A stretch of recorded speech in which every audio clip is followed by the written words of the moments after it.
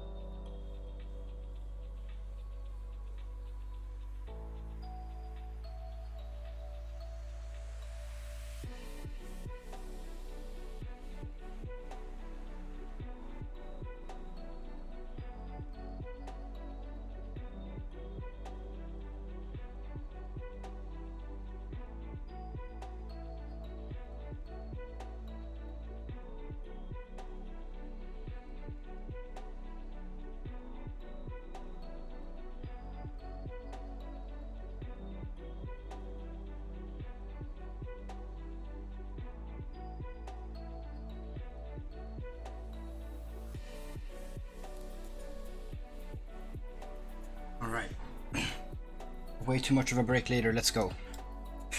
Let's let's get to reading. Ah yes, wonderful. Let's see here.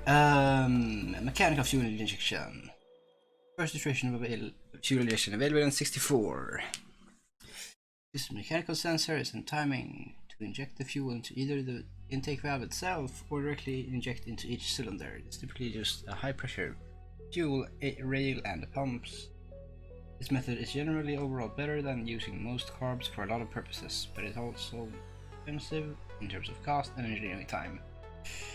Only suited for higher-end racing engines. Single-point electronic fuel injection. The first electronically monitored fuel injection system available in 78. This system is generally better at a 4-barrel setup. Better than a 4-barrel setup. Required to use any stability controls that have been created that aren't simple ABS. Struggles with longer engines, as one would guess. The fuel is injected at a single point, since it's called single point injection. Typically near the air intake. Essentially a 4-barrel carburetor that has an ECU controlling the fuel addition instead of being totally dependent on airflow. This in fact can actually make this system effective than having multiple separate carburetors, particularly on long. So not for this one. Multi-point electronic injection. Starting in 82. Electronically monitored fuel injection system. Can be configured to run in a single twin and per cylinder throttle fuel injection. Injects into the intake valve region of it instead of the intake of the engine. For some configuration. Very efficient, a lot of power. A lot of power potential actually. Being able to be configured for low power economy. Direct injection. Instead of injecting into the intake of the piston chamber, direct injection directly injects the fuel into the cylinder of the engine. So instead of putting the fuel... No wait, what are they called? The things...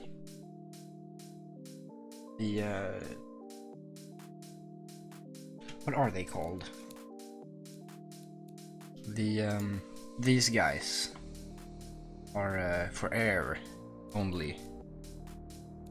What are they called?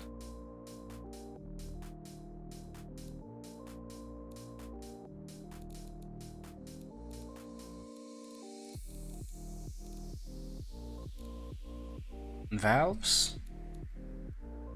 The valves are just for air then.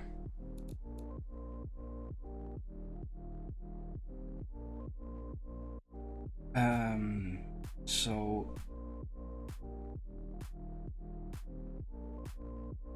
instead of ejecting it into the intake of the piston chamber, inject directly into the cylinder. What?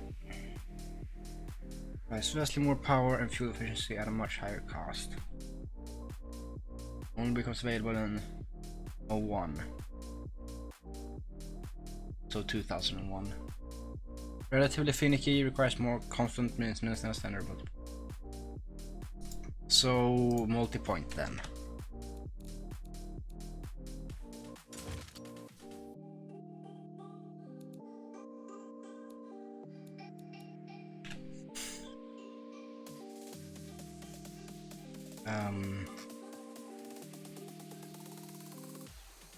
Let's see here.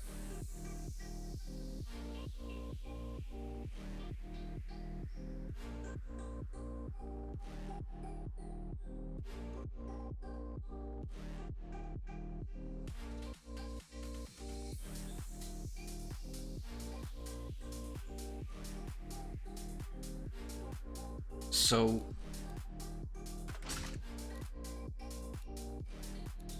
let's put it to performance, because this is a sporty car. So that puts fuel into the thing.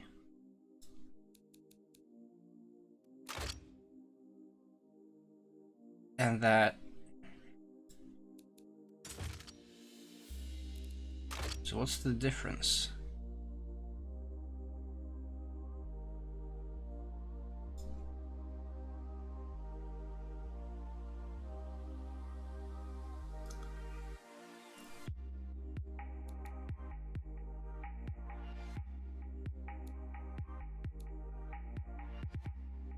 So that's a lot less power. It's heavier, cheaper, and faster. Has worse airflow and is made quicker.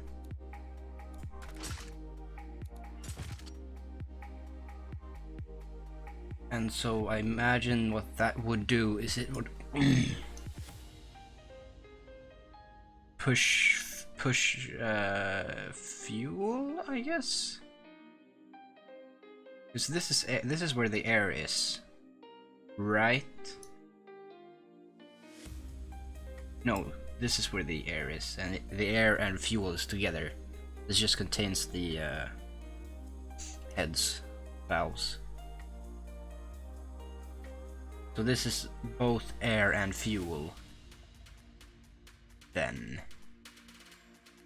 And so this just puts the fuel into here and it has to siphon naturally, whereas this manually puts fuel into each of these. Maybe, right? I think. Let's see here. I did look up the fuel specifics of Sweden. Not that this is a Swedish make exactly, but I'm just gonna go with that since that's it's probably not the easiest, but I just decided to do that now.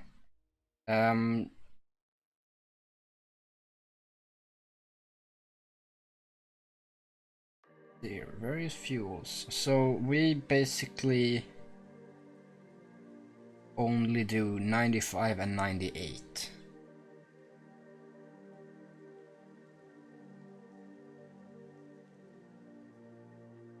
So we'll go with premium then, because actually no.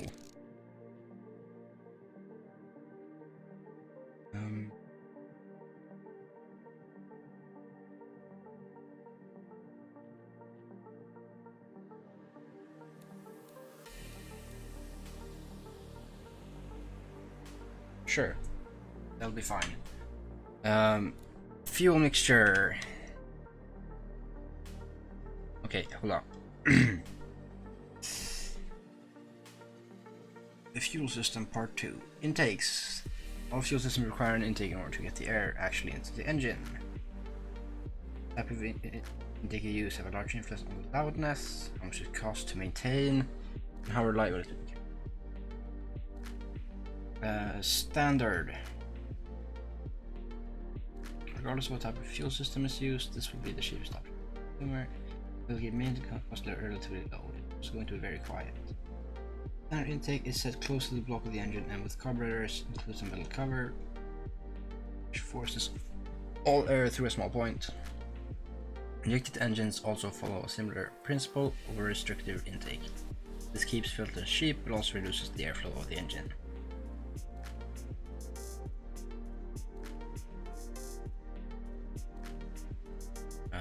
Okay. Performance brings up the price quite a bit. Oh right, there's two pictures because there's injection and carburetors. Okay, I see. Performance brings up the price quite a bit to maintain, but you still have an air filter attached to the intake to keep dirt from flying in. This is valid for many demographics if you want it spare. Yes, that's what I'm going for.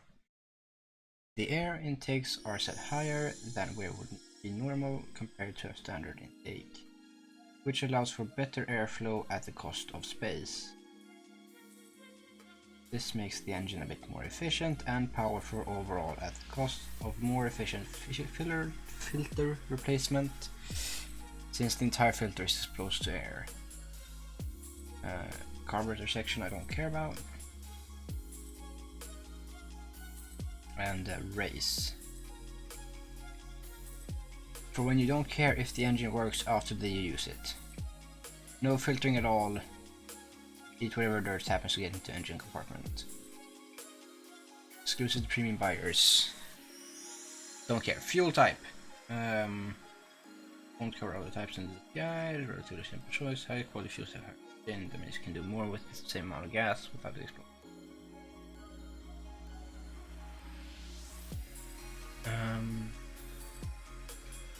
Well, good. Don't care about that, really. Fuel mixture. 14 to 1 fuel mixture ratio is 14 air to 1 fuel particle molecule. Running the engine on less fuel or leaning out. Leaning out. The mix is usually good for economical cars, but can induce knocking if the ratio is too lean. Richer mixtures generally delivers more power at the cost of fuel efficiency. Makes sense. All fuel systems have a point in which they can't handle more fuel in their naturally aspirated state. That's shown with AFR, air fuel ratio. It's okay to go above because it's only gonna waste fuel. Might shoot fire. Going too far will prevent the fuel from igniting.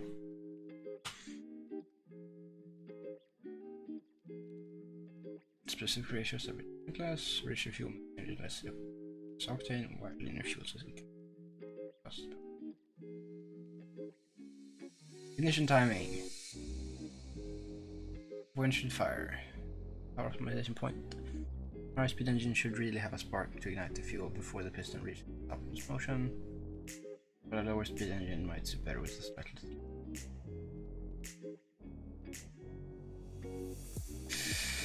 Okay, so fuel mixture.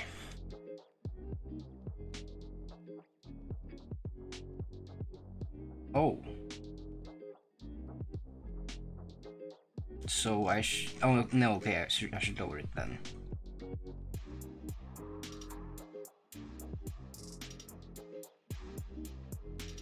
Because I don't want to make it too crazy.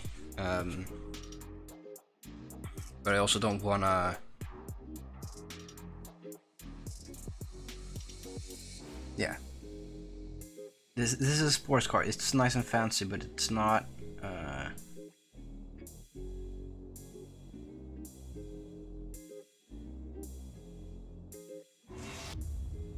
Whoa. It's not fancy, but it is. It's everyday fancy. It's not insane, but it's.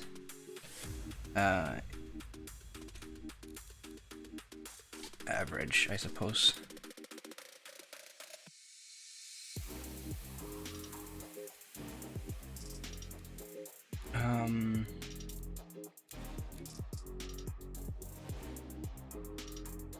Okay, I didn't read timing.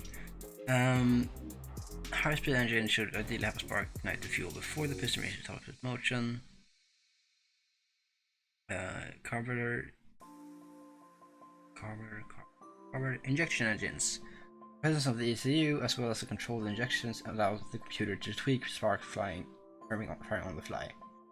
Higher timing on injected engines allows for more advanced timing on each cylinder individually, using power and efficiency. Higher ignition timing generally improves the throttle responsiveness of the engine and fuel efficiency, as it will spark the explosion as the chamber is compressed more. Lower timing can be used to avoid knock. RPM limit is the peak RPM the engine is allowed to achieve and is the red line for the speed governor of the engine. Higher RPM means you can spool up the crank even faster. Oh, that's just explaining what RPM means. Okay. So I'm gonna keep that a standard. I'm kind of expecting to have a functioning engine graph right now. So I'm a little unsure as to why I don't. Oh, I'm missing an exhaust, of course. That's the thing. Let's skip ahead. Let's skip ahead an entire paragraph. Not anything more, because I was just about to get to that. Does it have any numbers here? No, it doesn't have any numbers. Okay. The last step of actually assembling the engine would be the exhaust system. Waste product? Yes, they says that's what it goes to. Which type of header or piece of exhaust that hooks up to the engine also affect the overall performance of the engine. Mufflers will reduce some of this exhaust. Cast log. Relatively lazy but acceptable way to get exhaust to the engine. Literally is a single pipe with holes stuck into it, hooked up to the exhaust. Must always going to damage the efficiency. Exhaust won't move smoothly at all. Shape. Short cast. Through a single pipe. The cast is done in a way that the exhaust bends outward, and this overall provides better exhaust performance since the gas doesn't have to make a sudden turn. Currently, the only exhausts are available to turbocharged engines. Okay, apparently. Good thing I don't do that then. Good general purpose exhaust headers for most cars. Economics won't need more than this. Tubular. Totally tubular, dude. Lightweight, overall bulkier exhaust head made of steel type aluminum. Very smooth. High power engines. Takes some time to engineer. Good choice for performance cars. Long tubular, but when they aren't enough.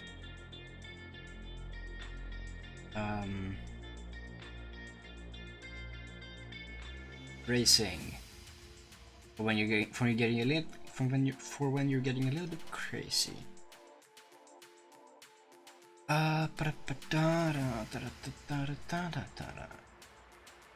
If you don't have an inline, you could have two exhausts, unless of course you put cosmetics on the car.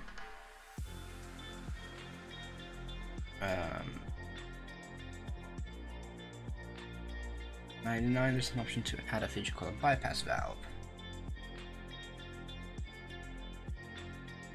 Bypasses the mufflers and as though they don't exist as a result of however loud the engine mufflers.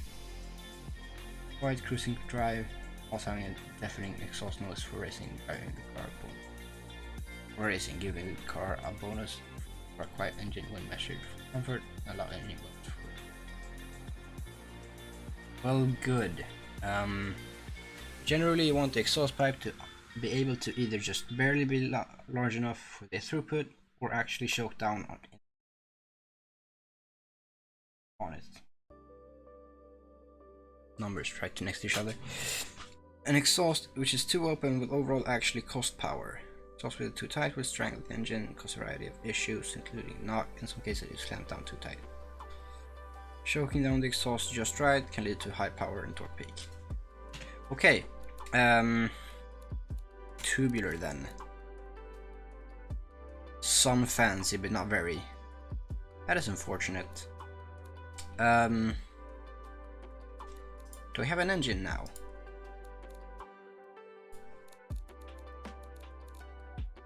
Somehow I don't. Oh, right. Catalytic converter and muffler. Catalytic converters aren't necessary. No emission loss. Significantly cut down on air pollution. Siphon a bit of power.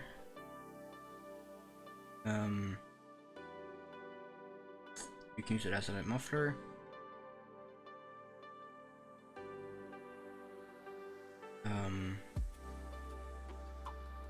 This is where I could actually just spend literally all night and look up the emission laws and stuff and like find out the regulations for Sweden or whatever country, maybe like the European Union, have the find out the actual limits and just bog myself down in shit and make a car that's actually accustomed to all those rules and would actually be allowed to exist in real life. But as a starter car, I feel like I should just understand the game and dip my toes in here and there and just get a general sense for it. Because I have a good second-hand experience. I've watched a lot of automation, and especially Super Noodle, which actually takes the thing seriously, which is what I'm interested in, instead of just how much horsepower can we get and how stupid can we do it, and I don't know, throw some light on it. It doesn't really need anything, just basic shit. But instead have like spend an hour on the front, an hour on the back, an hour on the side, an hour on every single of these screens, if that's what's required. Let's see here. The lack of a catalytic converter might actually make the car effectively more expensive versus otherwise over time. Mufflers are used to reduce the audible noise an engine makes. 3 variants. Important to mention that the second muffler in the series is the muffler which will provide the most effective sound dampening. Read through trading a reverse for though won't be quiet as if the order was reversed. Baffled. Basic muffler. Forces the exhaust through a series of nets. Reverse flow. Reverses the flow of the exhaust back and forth through the muffler to reduce noise.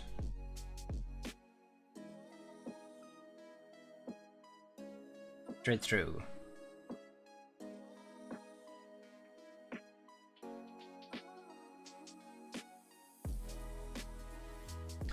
Alright, so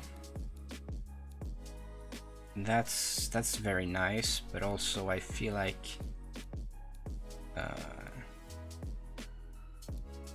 so the boring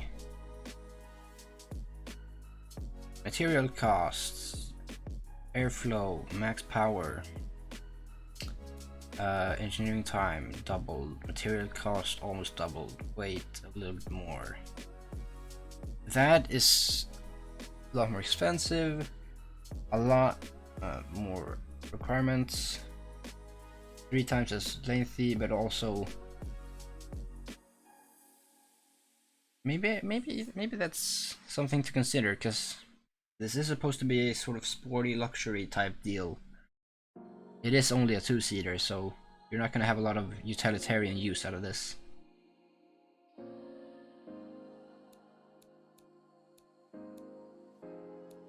But maybe like, because this is just 2 bonuses for 3 baths. And this is, well, I guess never mind. Because this also has 3 bads and 2 goods. And the goods are a touch more severe and the bads are a good bit more severe. So I guess no.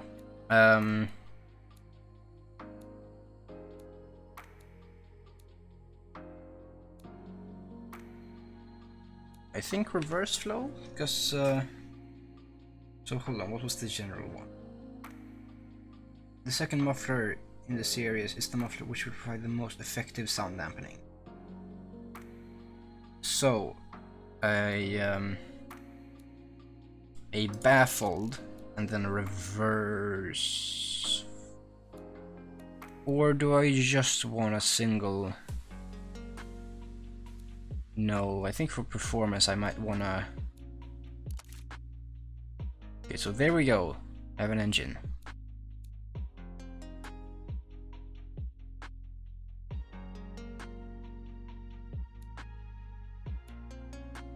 Let's take 2 baffled. Wonder if this is gonna blow my ears out.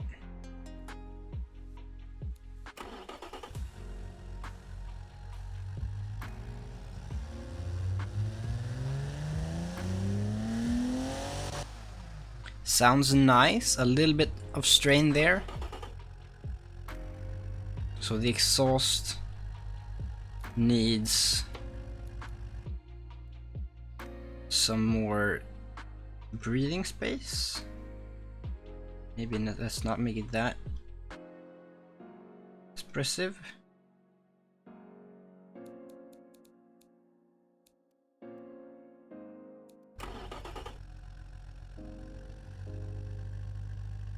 But also like, well, we're down to 1000.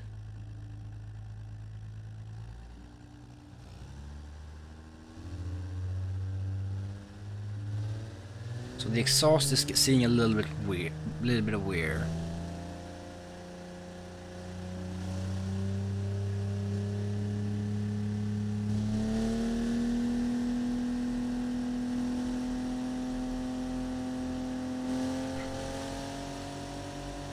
But I'm kind of thinking we're hitting, we're going to be hitting like 7,000 RPM. So let's go back and up the RPM limit to, actually let's put it at the 7,000 is perfect apparently. Good. Maybe I don't know what would be causing the issue with the exhaust though. The engine is running too rich. Leaner fuel mixture.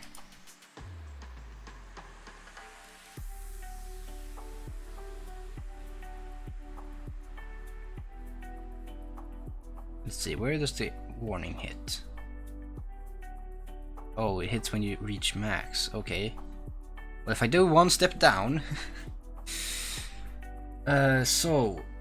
It's not very scary, but also how heavy is the car in question? Not very heavy, I imagine. So...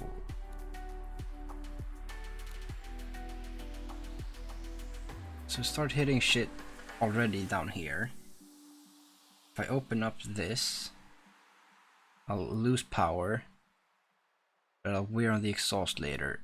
But also the headers are getting shit.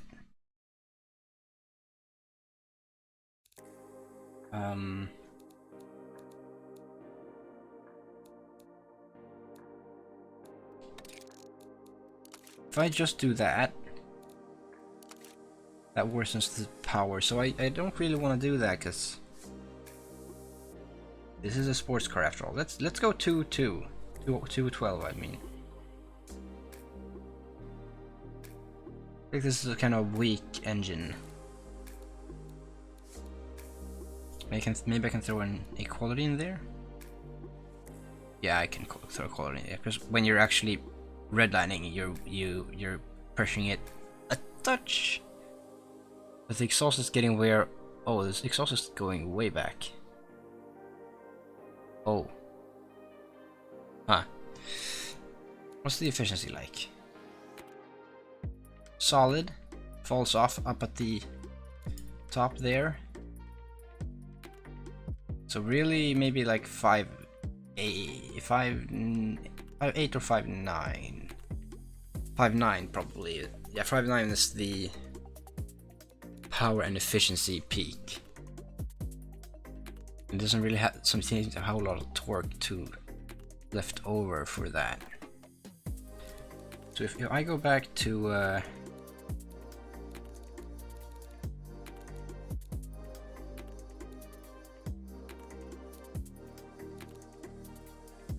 fuel system, 5.9 is what we said, I think.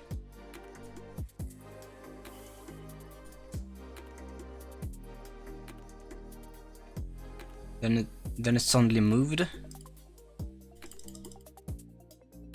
Right, strange.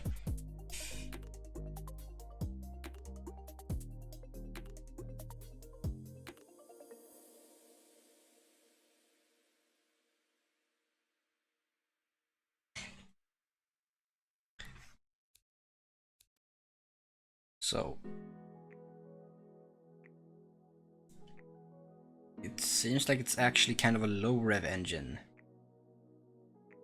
I feel like 5,000 isn't high. It's midway. Yeah, so it's not high. So I feel like I should be working over here. So this is gonna be a high stress engine.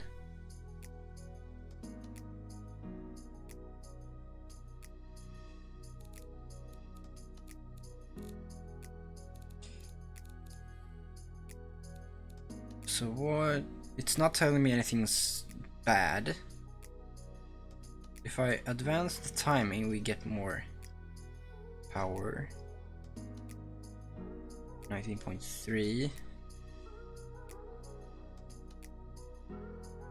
So it gets warmer, but it has better throttle response, performance index, fuel efficiency,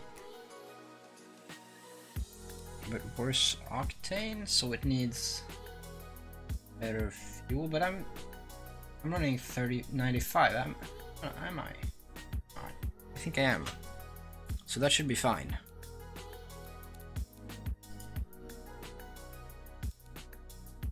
What if I put a turbo on it? Because 200 is good, but I'm not sure it's good enough. It is only a two-seater, but it's supposed to be kind of sporty.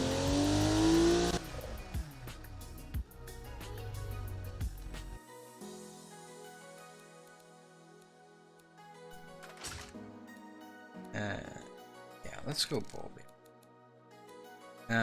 Performance. Engine failed due to knock. At what point is it okay?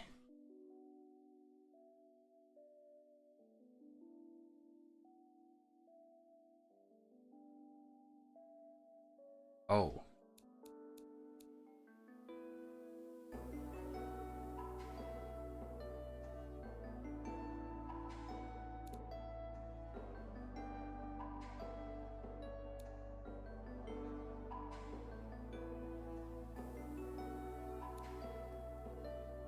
Oh, that's as big as it gets.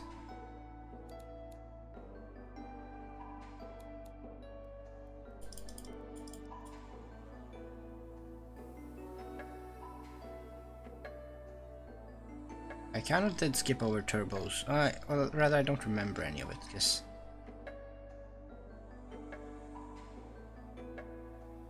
So that's the best I can do with that. And max boost.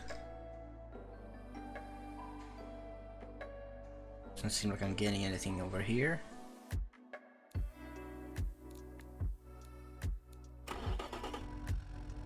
Now I've lost power.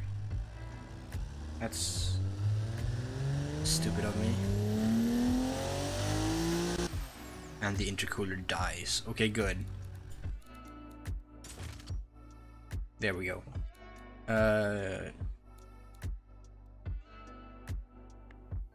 Wait, was it really that low? I think it was up in the 210s anyways. Airflow restriction caused by the header. Isn't that back here? I mean, I did do this just randomly.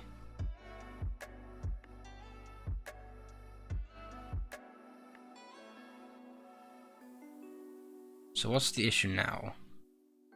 Knocking.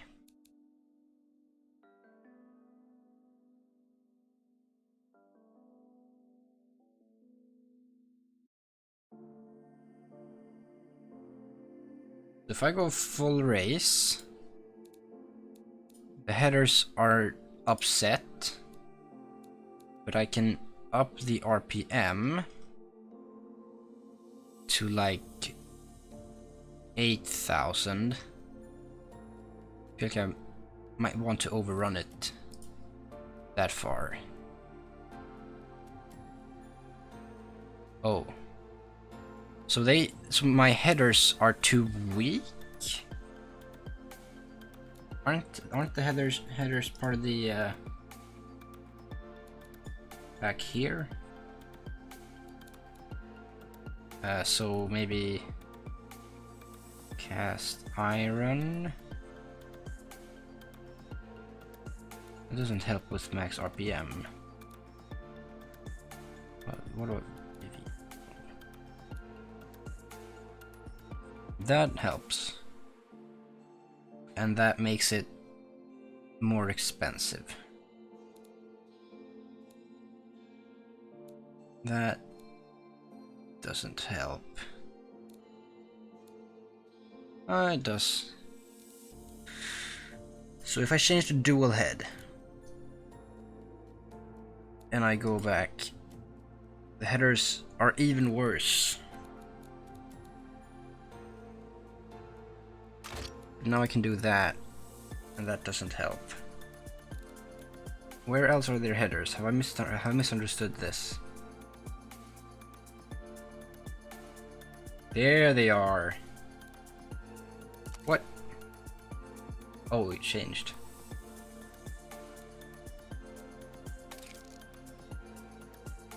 Oh, okay.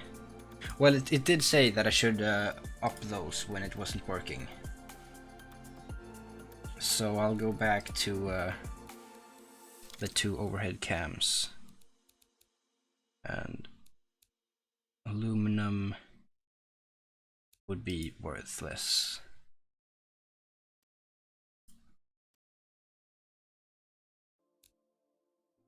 So now maybe I can lower the RPM, get the exhausts back to... Well, the exhaust is also just too much, really.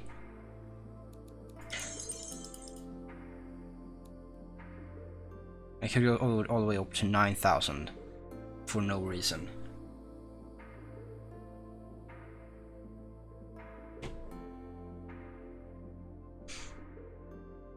So let's back it down to 8.1.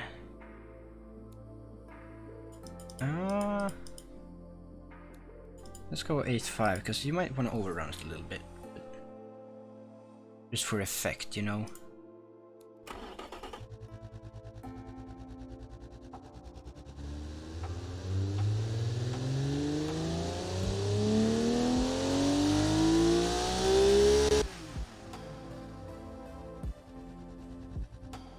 Yeah, probably.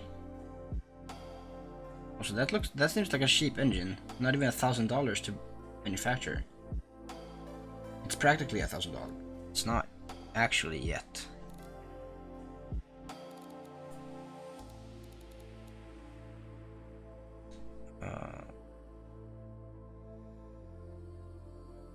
Just a touch on the, because that's 98 and there it's still 98, so that doesn't actually help. Never mind. Make it cheaper.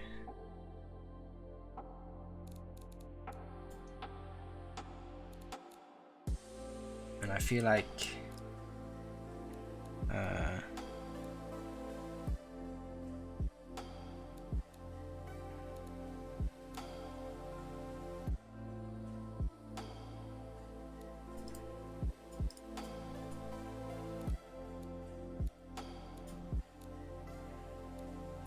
let's keep that as it is.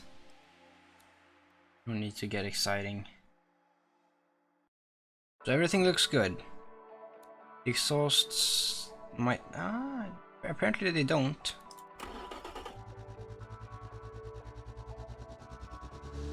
Maybe idle's a little low for the sounds, but it's okay.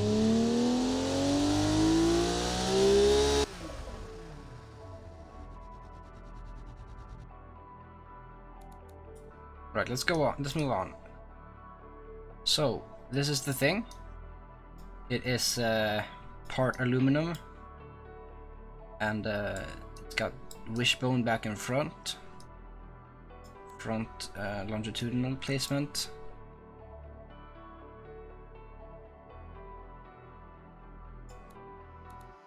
Now the question is, do I want it to be convertible? The answer is no, because I do like that look better.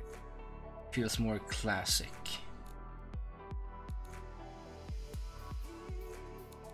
So let's start by giving it a maybe all of those are boring.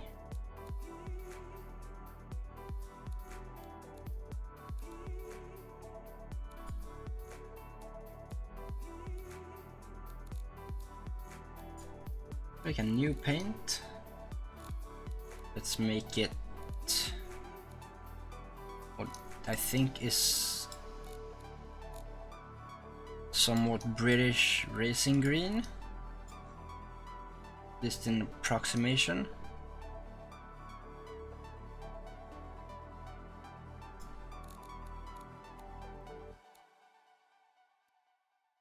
Maybe let's take that and then... Oh. You know what? Torpedo sounds more like a blue name. Maybe like a steely blue, like that, but then... Shine...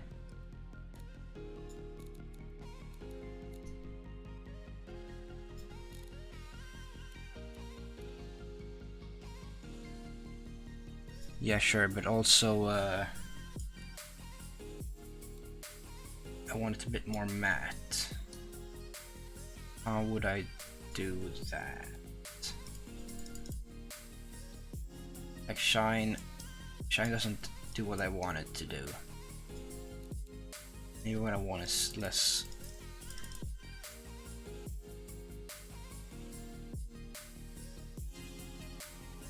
No, what I want is less saturation, of course.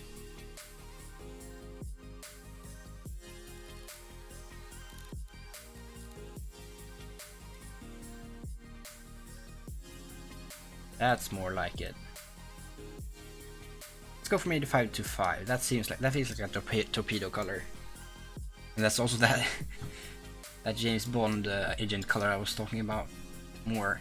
But this is a blue one of that version of that. So that's the torpedo. Nice, nice, nice.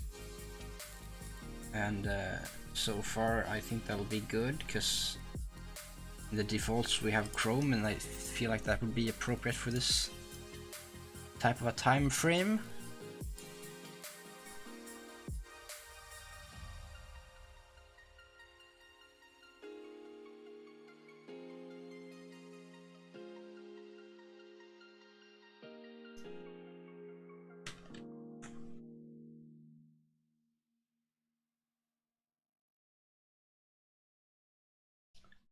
See here.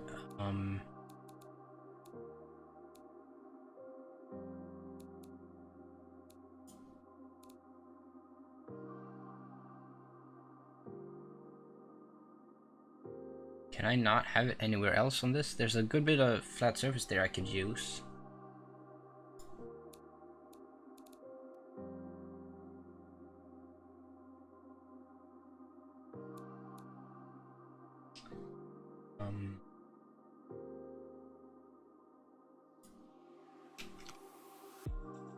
Do I do it one?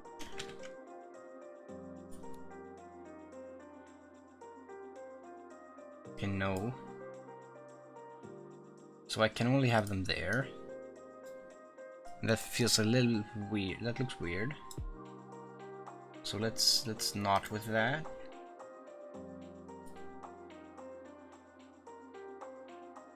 Oh, so that's a swap and that's confirm.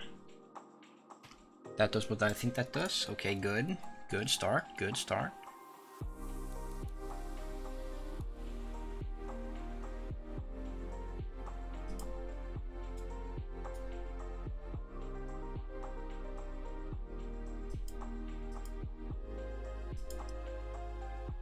Well, that's not what I asked for. This game really does not like edges. That's unfortunate. So I do want it a little bit more.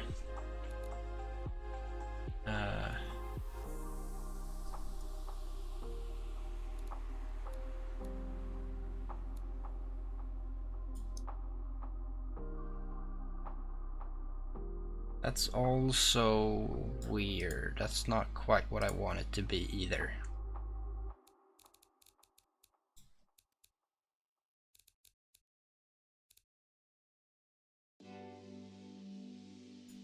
Would that be it? Definitely no.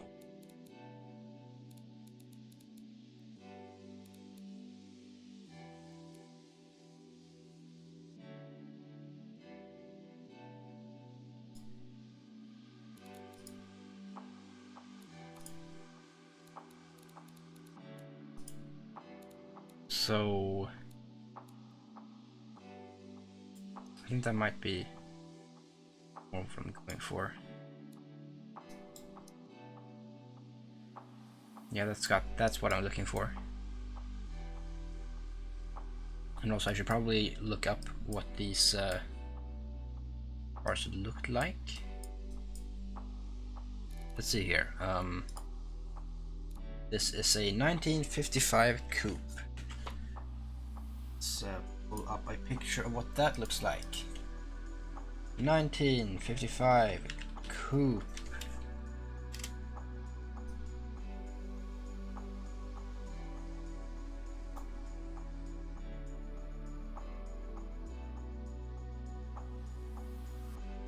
Let's not put that in front of the chat, that might be uncool.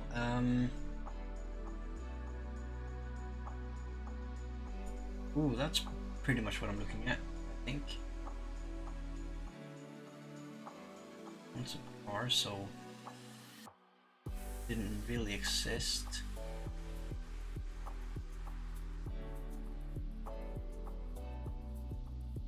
What kind of a style? I'm only seeing those kinds of cars I was talking about.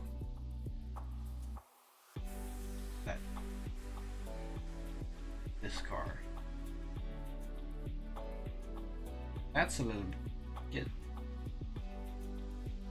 Yeah. Right, Mercedes Gullwing.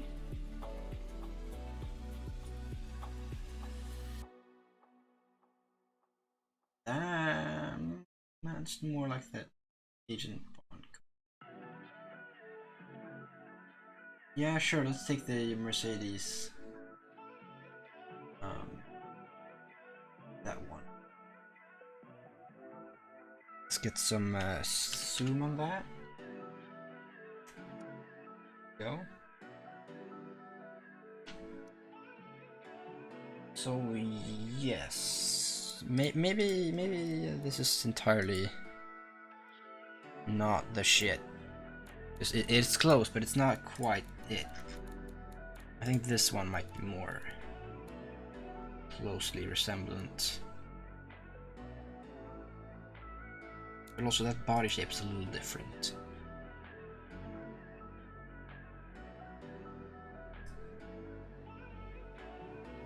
That's terrible.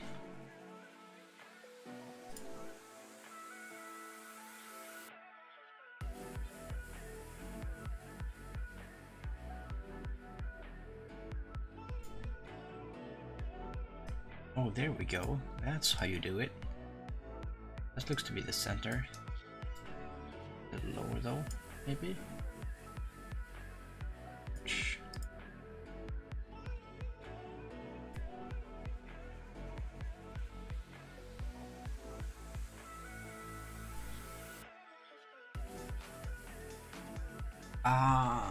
That's those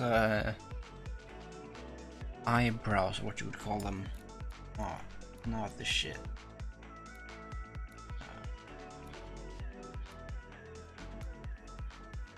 That's more like it. Also,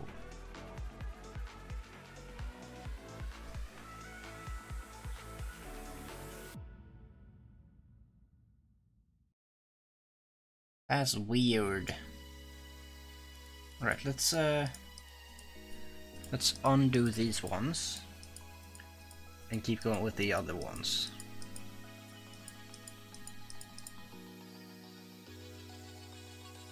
Well, I guess fuck me then.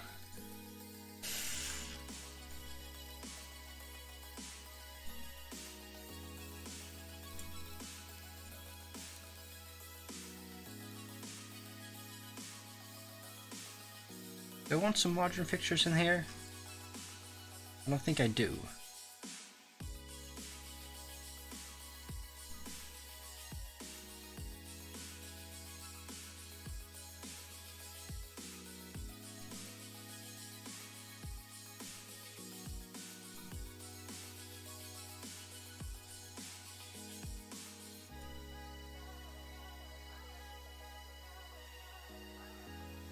Yeah, that's nice. I like that. And then that guy has some additional ones down below. But I'll just call those indicators. And I'll give them some... What the fuck are you?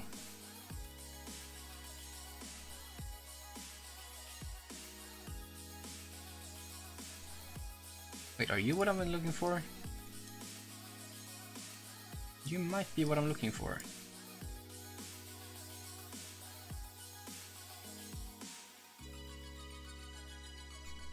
I think that brim might be a bit too much. But it is what that car has. But I'm not building a Mercedes.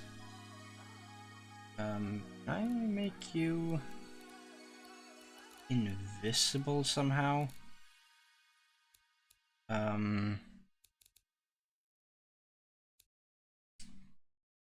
I cannot. Oh. Well then.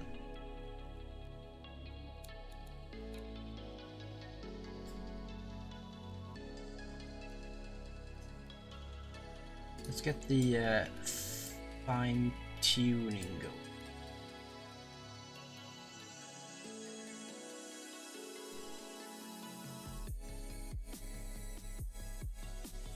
So it does kind of border weirdly.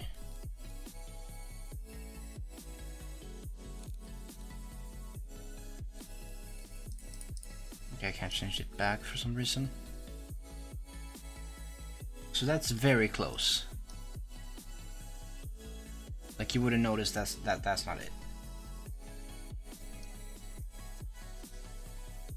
They're very dim, but that's okay, I think. Let's get some more ones down here. Real similar, but sure, that's the way that is now. Could do that to make them stick out a bit more.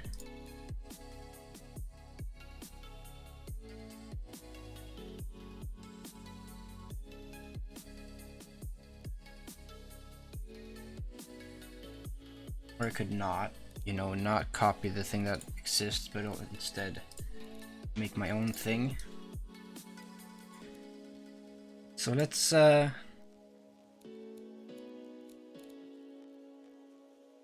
get one of these.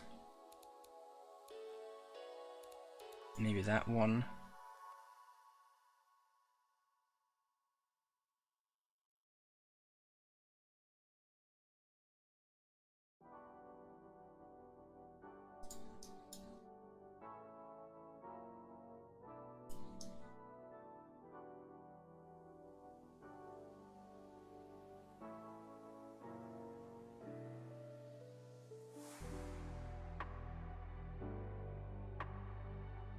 I feel like that might be good. That might be what I'm after.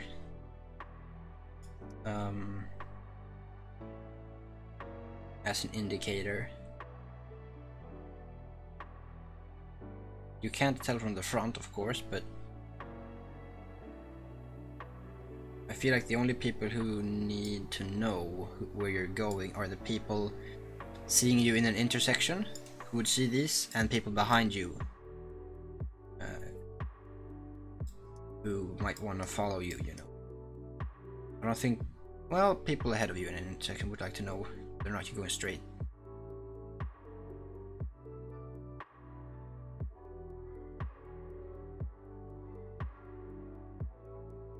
But this body doesn't really, this body and this style doesn't really suit itself to indicators.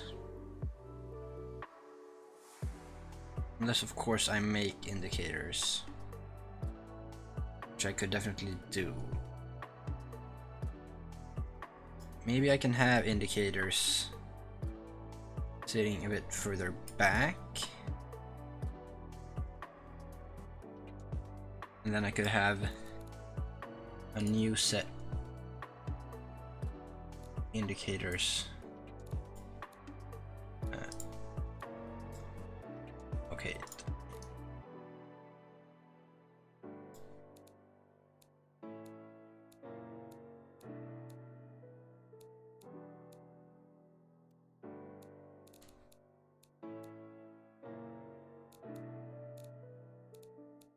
let's say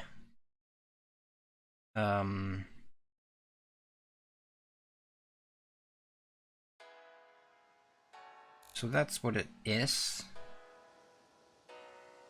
Maybe that's the one then.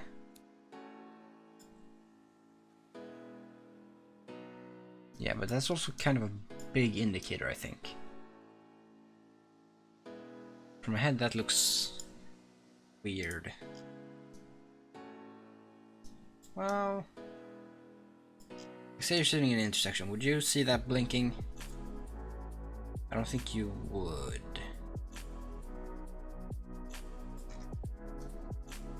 But no, that's appropriate. So I guess I will have that. So we'll have these boys sitting down here.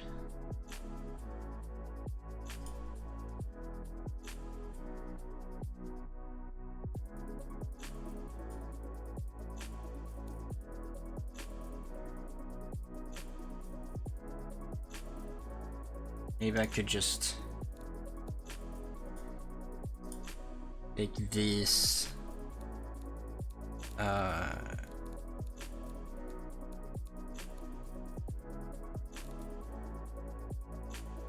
copy and paste.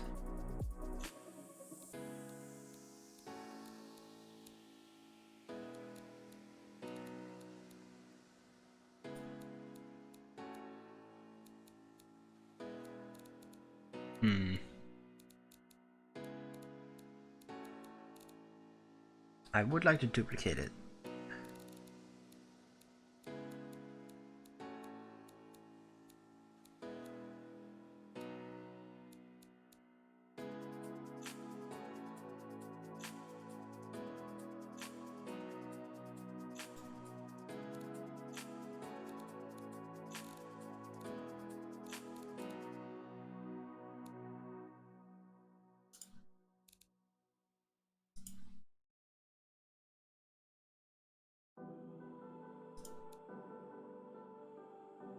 Good thing it only saved the coloring and not the scaling. Good.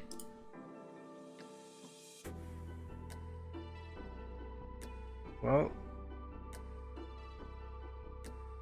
shit.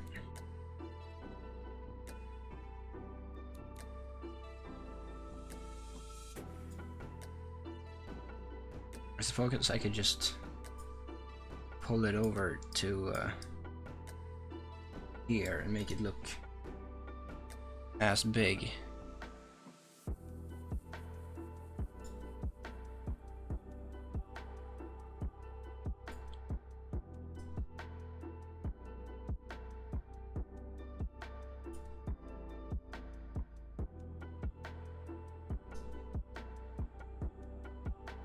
Okay, that's as similar as I'm gonna bother to get it. I don't think I would have to need. I would need to have it any more accurate.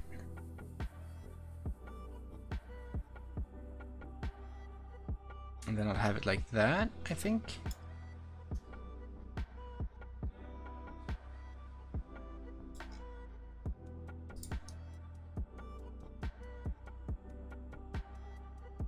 Maybe I could have it a bit more.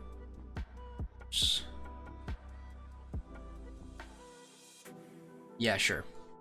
I think that's good. And then of course these have to have the appropriate light. Right, we have headlights, we have indicators.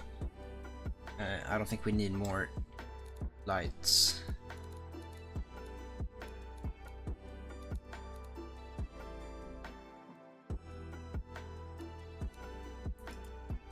Maybe I could have indicators.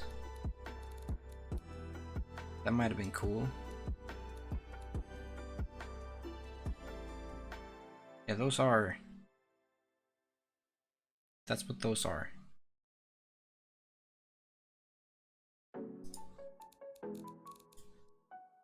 Hopefully they don't... Hopefully it doesn't think these are lights. Good thing I spent all that time.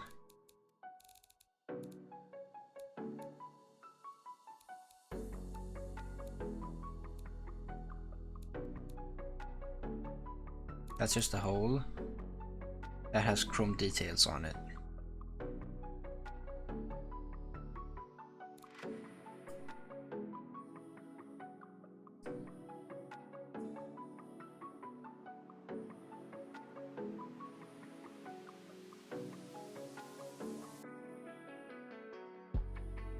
A little bit more inwards.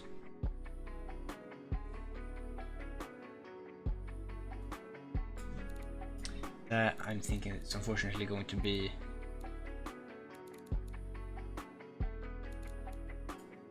chrome, or is it aluminum? Is it aluminum? Wait, what is what's going on here? What am I using? Oh, so is the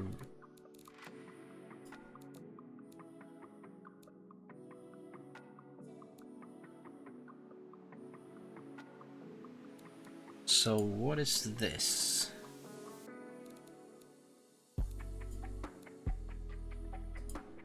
Is that body color? Yeah, that's body color. Okay, so I'm gonna change that to chrome then.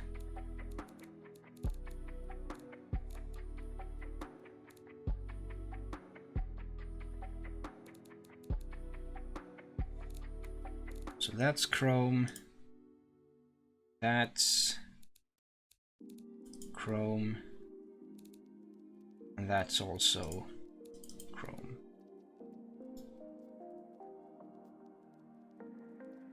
Maybe that's a bit too much.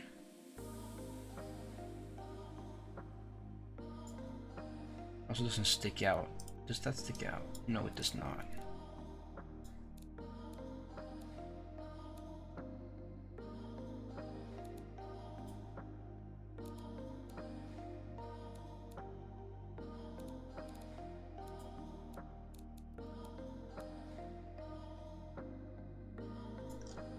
I think I'll have body color in there.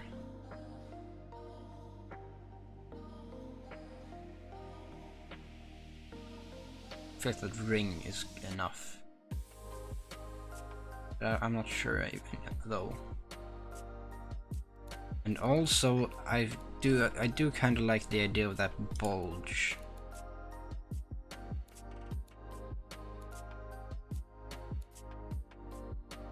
That's a nice indicator.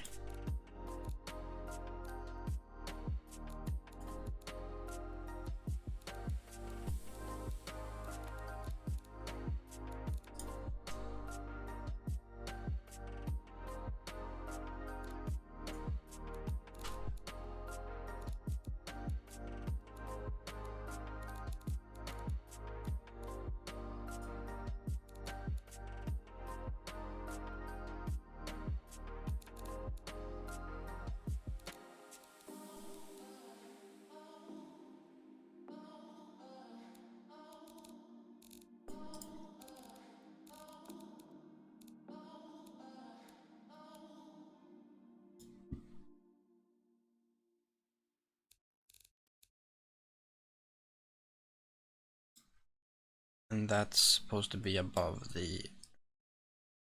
this portion. So like that's probably good.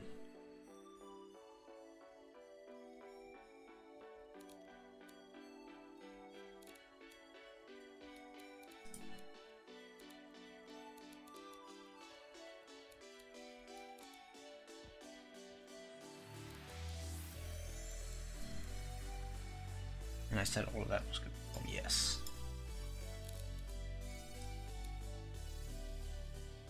Right. Front indicators are there. They're a little jank, have to be said. That's a funky weird front quarter panel. Front quarter.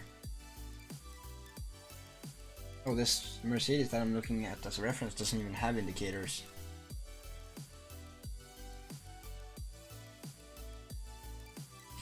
Maybe I'll If I just move these back, that's too far back. Yeah, they're going away. I'll have those bottom ones, but I'll have them be bulbs because I want this three-dimensional deal going on.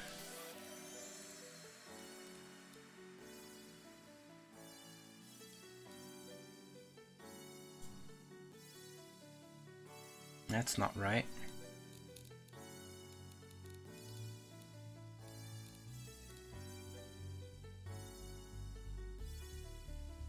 Yeah, that's what I'm looking for.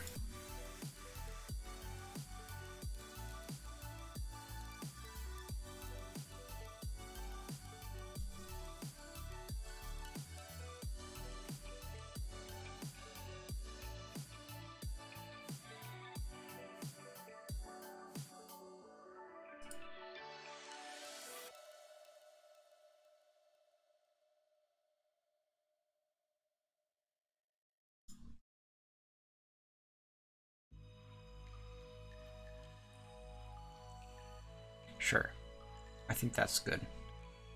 Maybe, well, not really any maybes on that. Here we go. That's good.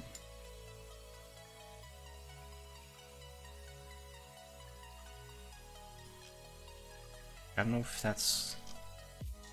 I feel like those are a little bit too far out.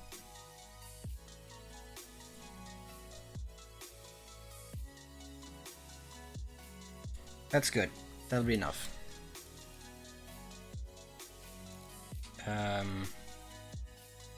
Cooling. Right, a grill. Something a little boring.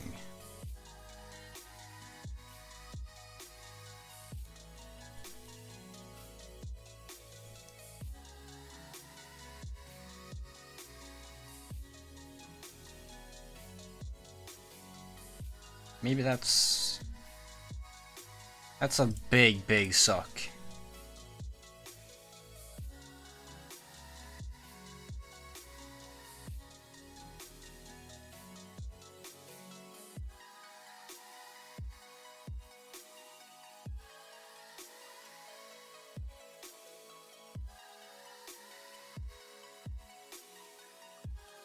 I mean, there's no bumper on this thing, so that might be the primary reason.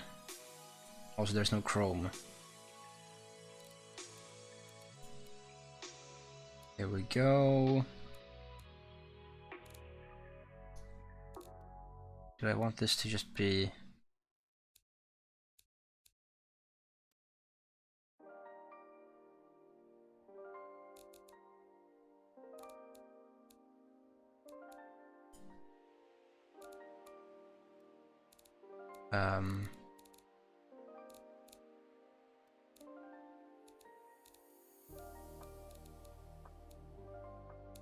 Oh, all of that's chrome. Yeah, that's what I'm looking for. Okay.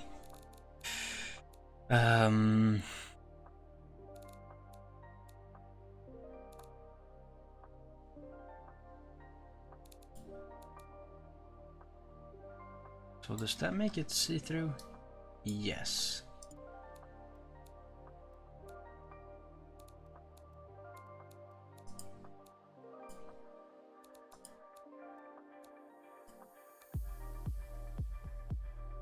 And not see what kind of a grill that thing has. It's just black.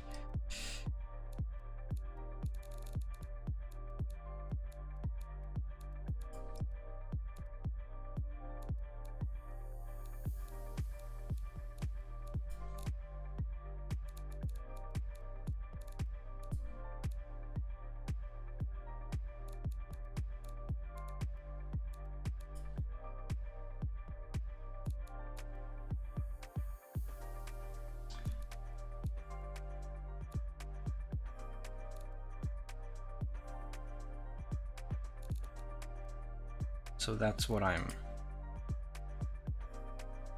gonna keep it like that. That's good enough. And then I might like some decor for that. Oh, never mind, I can just use one of these.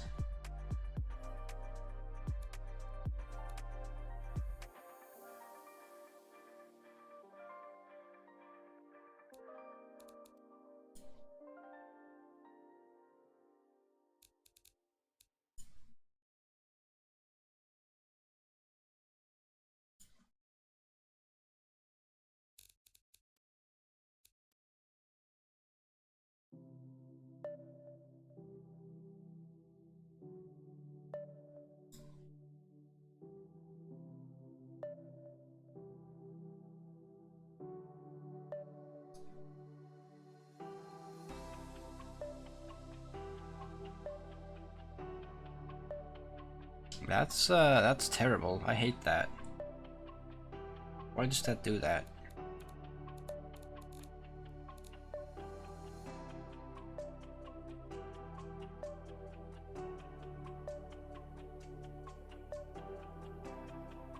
Well, fuck you then.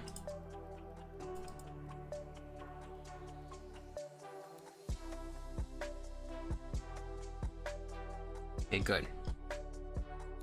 Let's get back to some detailing then.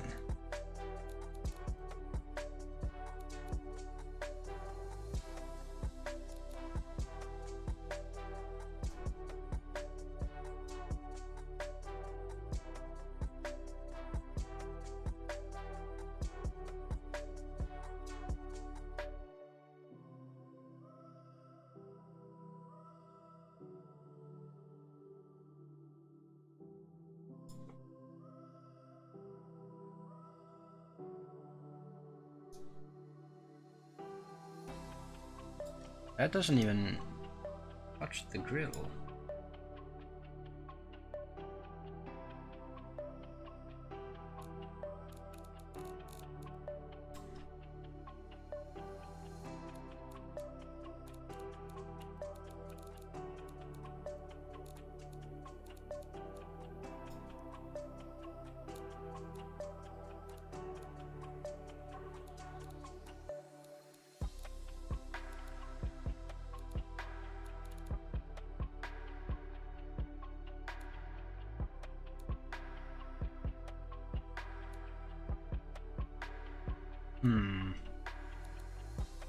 I kind of want to use one of these, but I'm not sure how or where.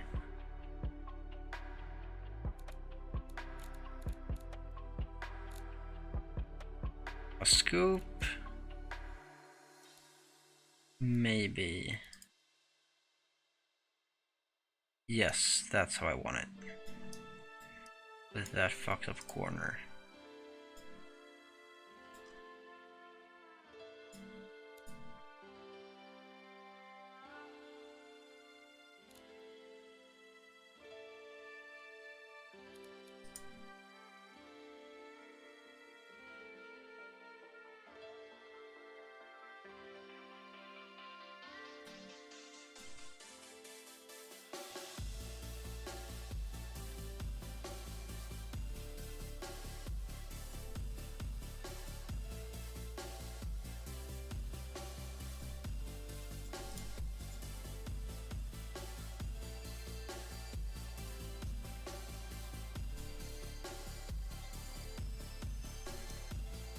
I feel like that's sporty, but not too much. Or maybe that's not gonna look good. Actually, it's sort of okay. And the black scoop with the chrome rim.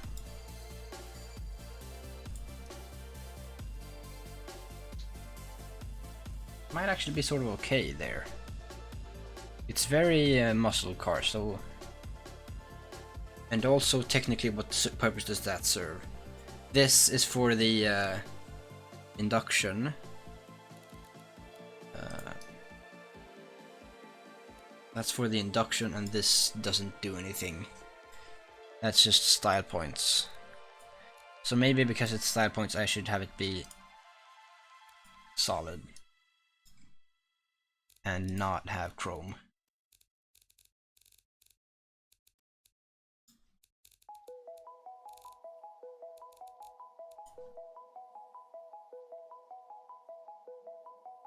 That makes it look powerful, but not stupid. I think. I feel like this front needs more.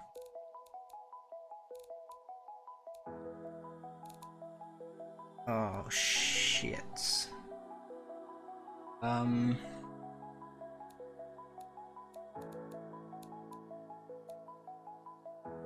more classic look.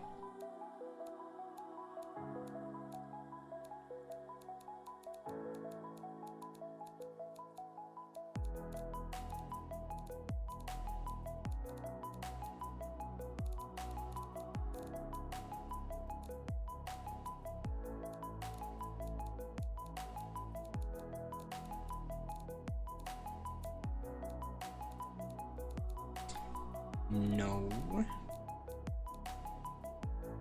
That does not exist.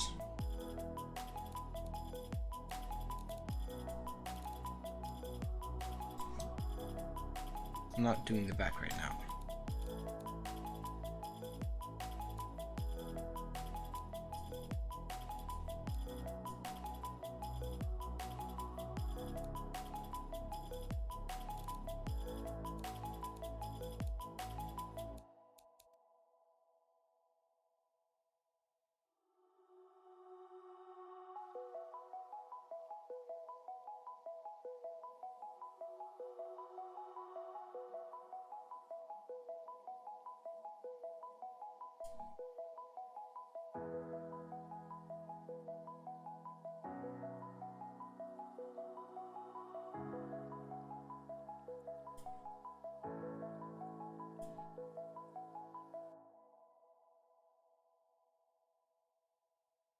Why does that not extend further?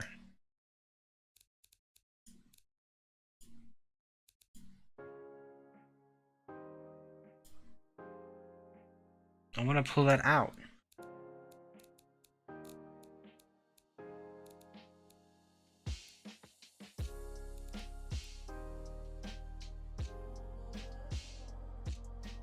But not detach the sides.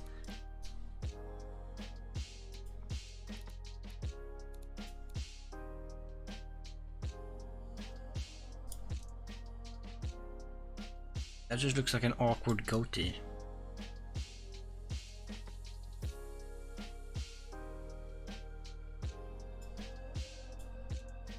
Like, that's just bad.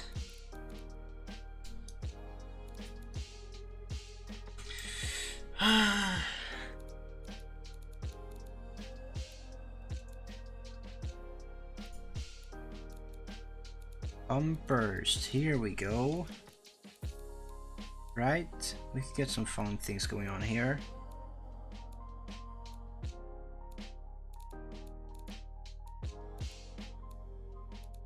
There it is, that's the one.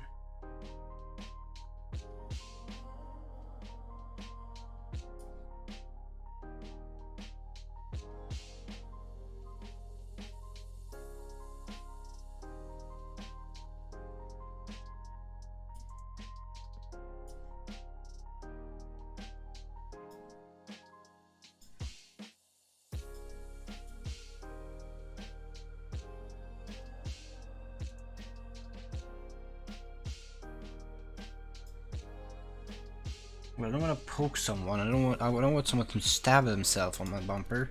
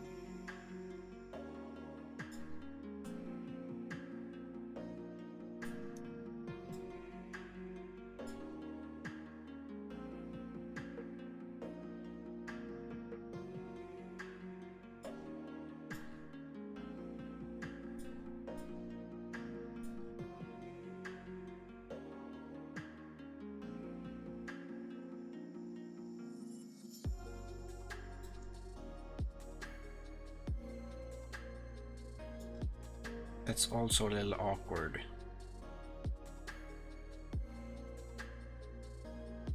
If it shouldn't be empty space here. Could of course just put this there.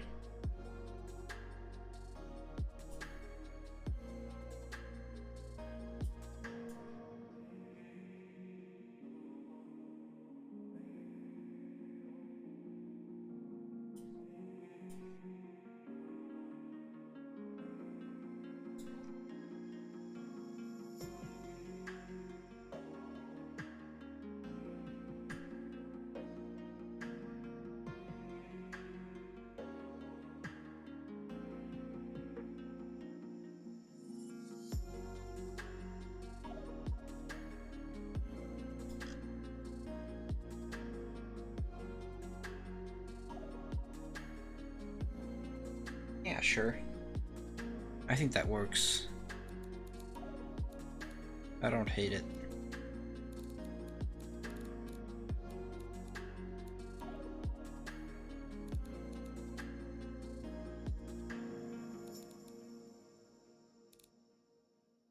Badge.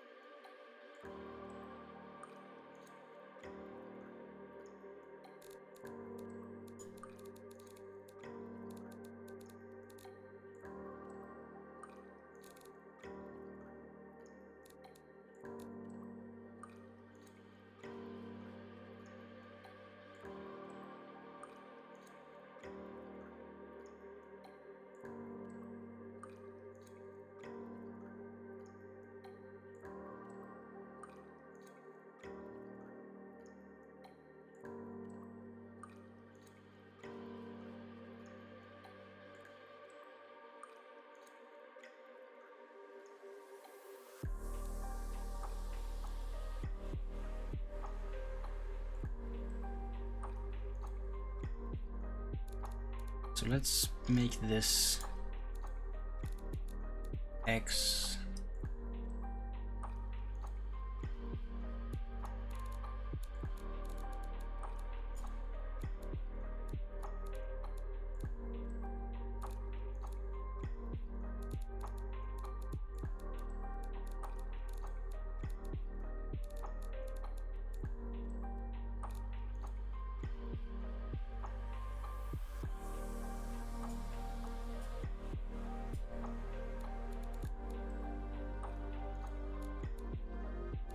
I feel like I should go into Blender and make a custom badge.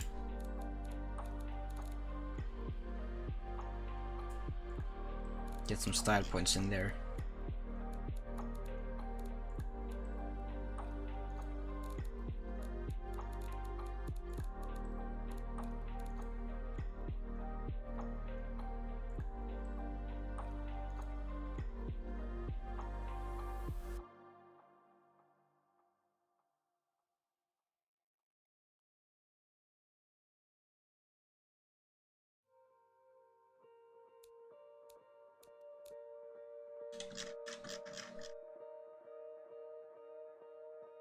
Maybe I just do it.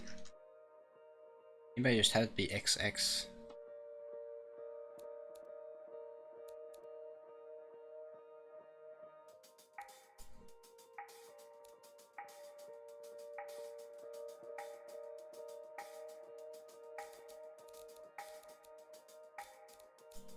Maybe that's just the badge.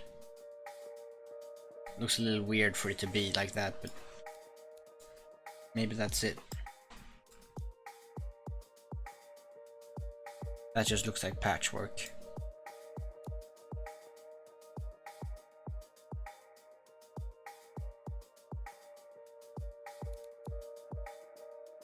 How can I make it look good then?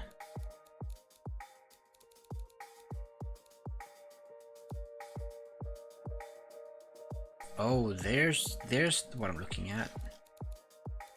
That's what I'm looking for.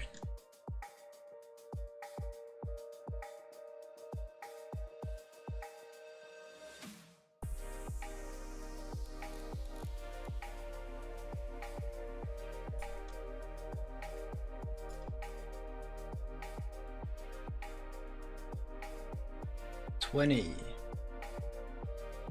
10 plus 10. I don't know.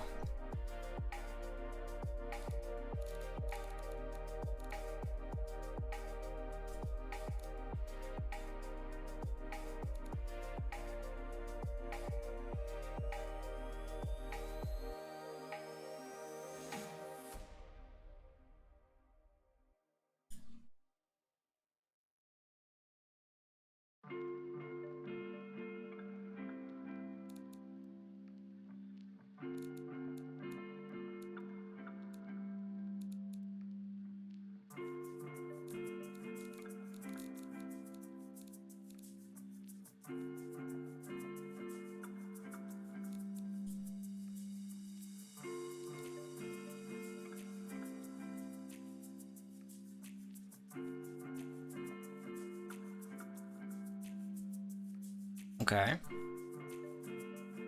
Maybe that's just the emblem for now.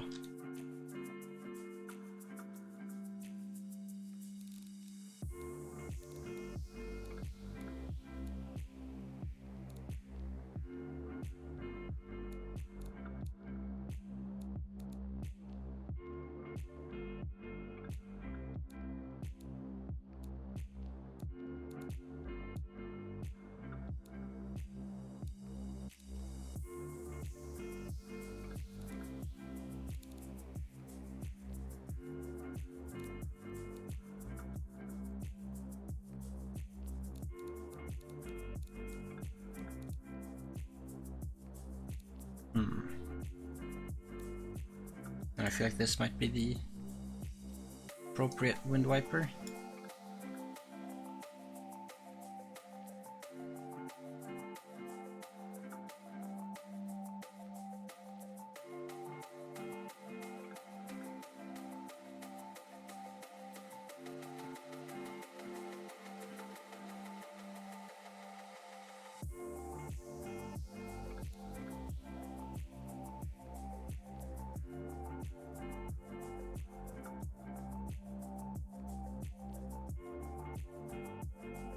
Well, that's sort of retarded, isn't it?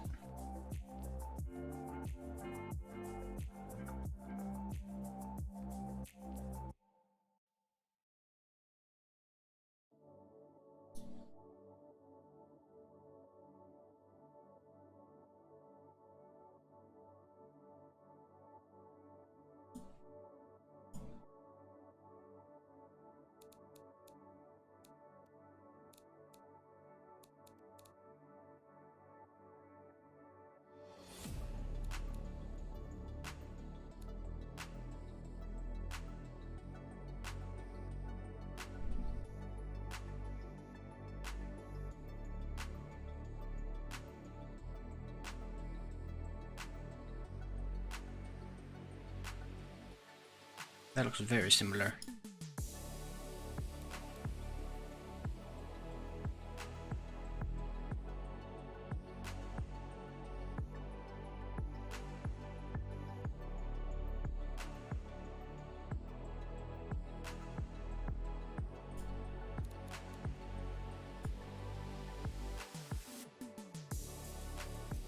So I think that's the way it works, right?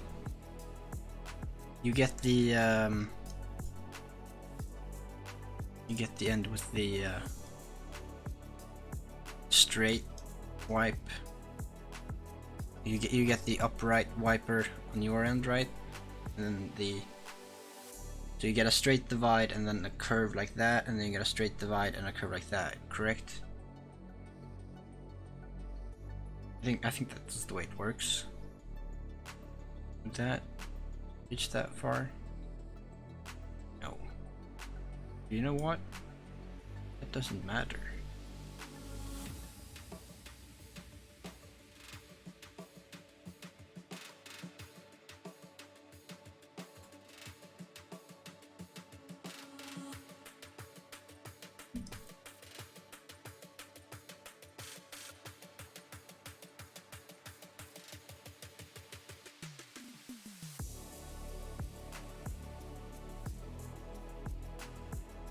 Why can I not see that suddenly?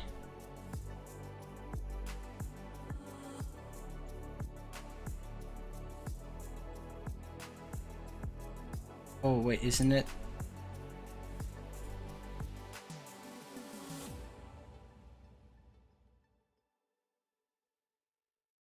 Well,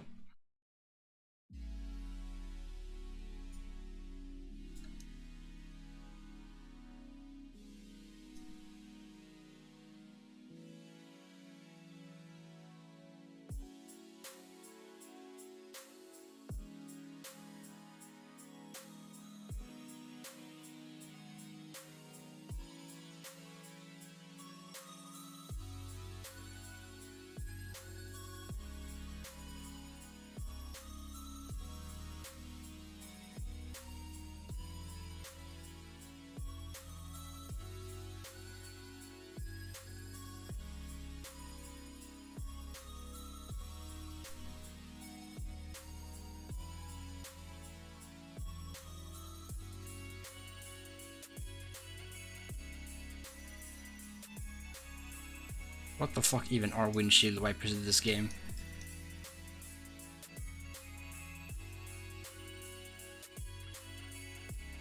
They are like 14 cans of fuck.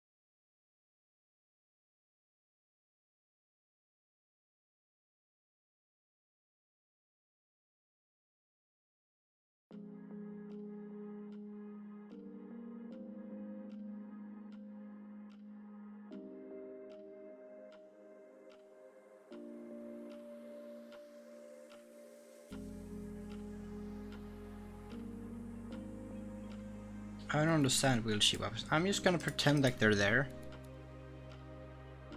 Cause I don't get how they work.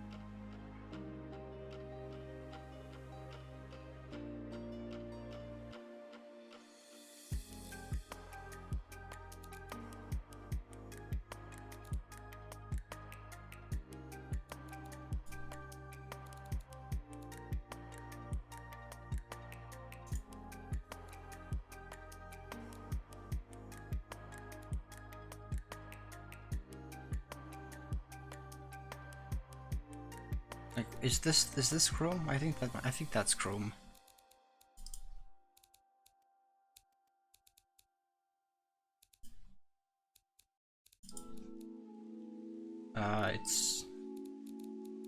It's Chrome-ish. It's not the Chrome, but it's Chrome-ish.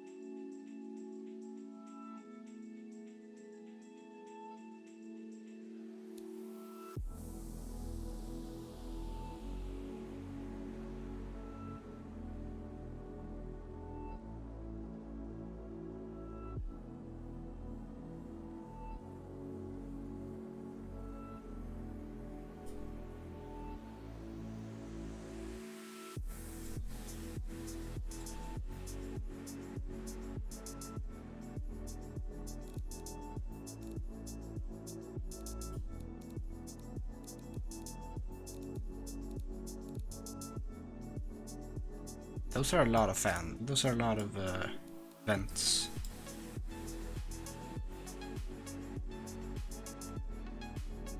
What kind of windshield wiper does that have?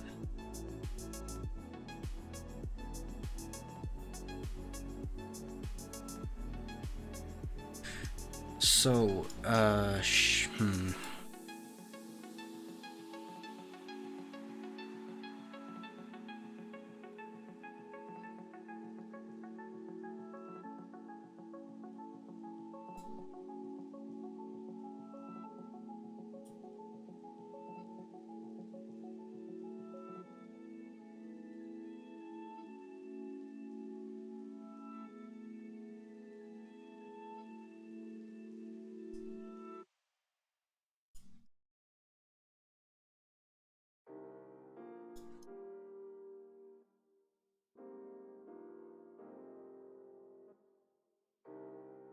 det där är ändå schysst.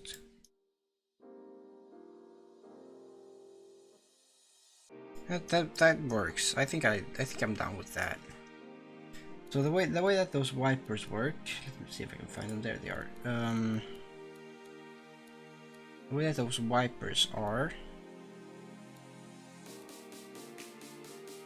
they seem to be of this design, and one is sitting like this, oriented that way.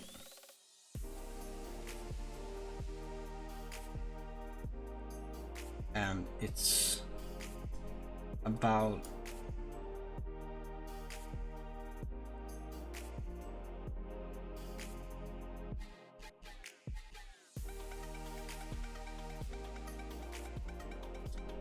G big, I think. It's probably situated more like that.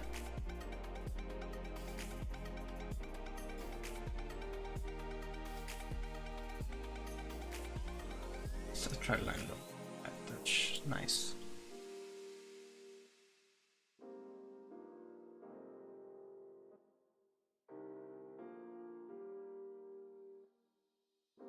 So about G, and then there's one. Again, I would love to copy. How do I do that?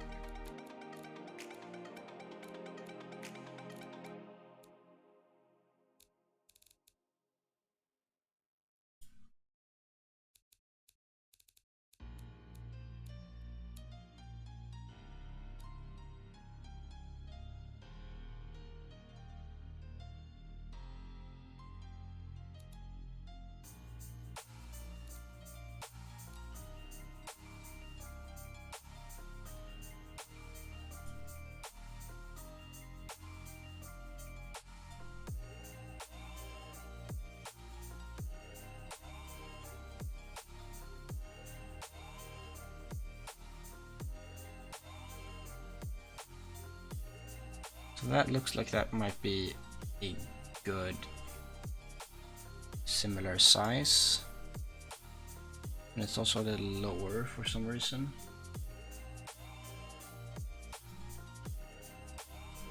Right, there we go. That looks alright.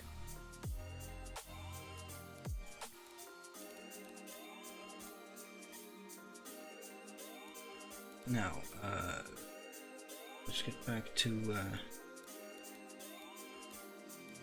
2 or 3D. Maybe I don't care.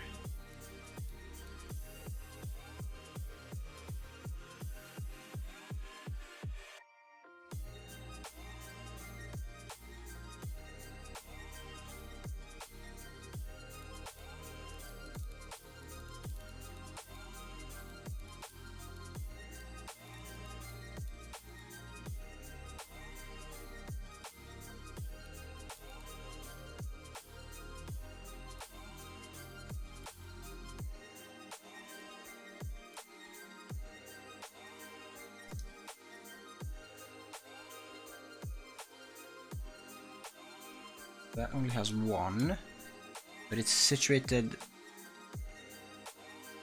up at the hood level, probably somewhere around here. Let's put it on the inside and twist it so that it looks back.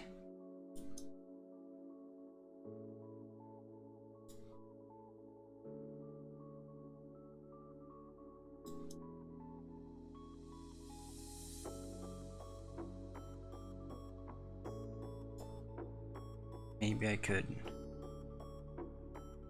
get to the top of that.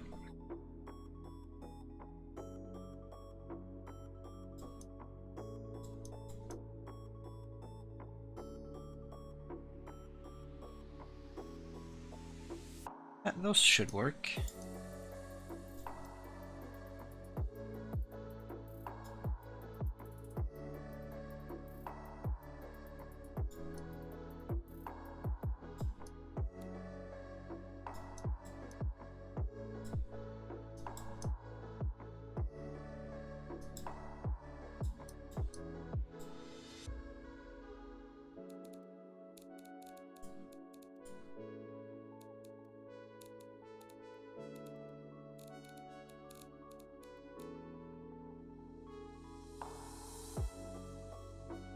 Right.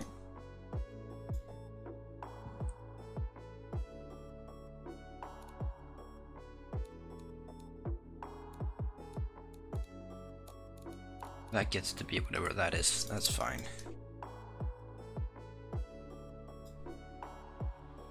Oh, I forgot to make the indicators. Good. Just I caught it.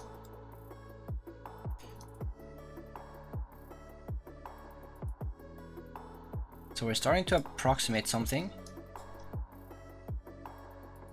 that needs to die like yesterday.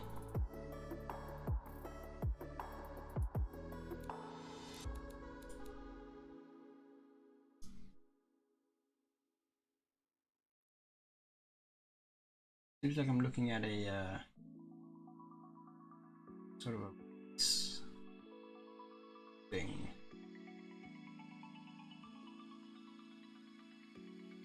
So maybe, well, modern day cars don't need antennas the same way. I forget that this is a modern vehicle.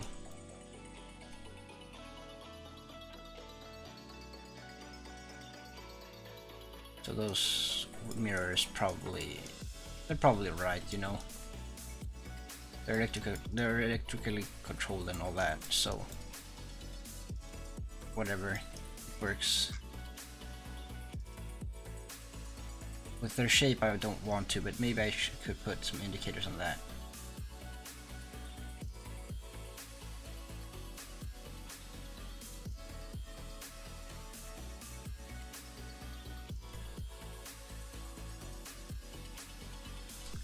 So, it has induction and hot air from the explosions is vented on this reference picture. So I'm going to grab myself a scoop, actually.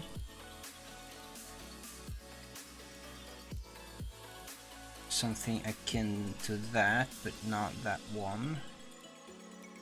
I've seen that one used a bunch of times. Maybe something like that? The fuck even is that? Oh, that's a mess.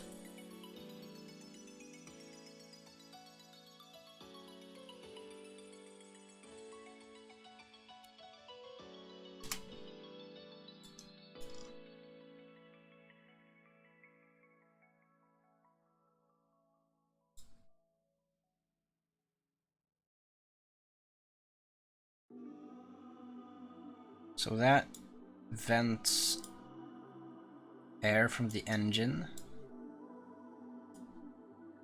to make sure it keeps cool. A little bit ambitious on the size there.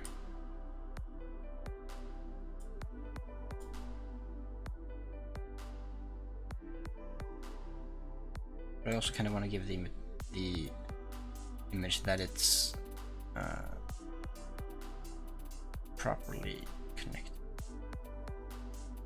Obviously it's not, but like what I think is the heat goes here, somehow it enters here, and then it just goes up there, and the heat won't have to be just hidden in this car, and then in this piece of the car, the wall here, and then just piecing out, but actually having a stylistic vent here. That might be better though. Or I just have another power bulge for no reason there.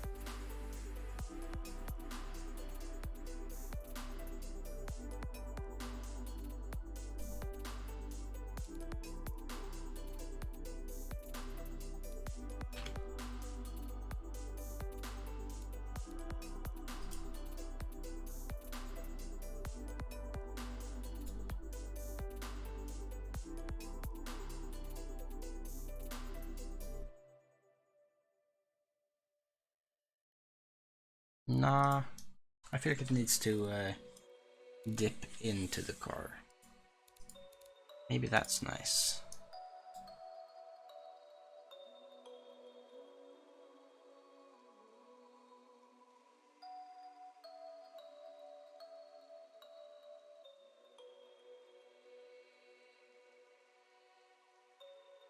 That doesn't really rhyme much at all.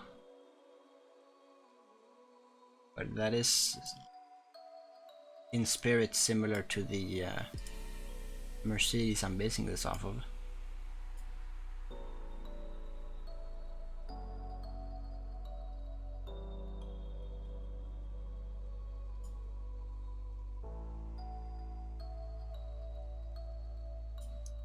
I mean, it is kind of subtle.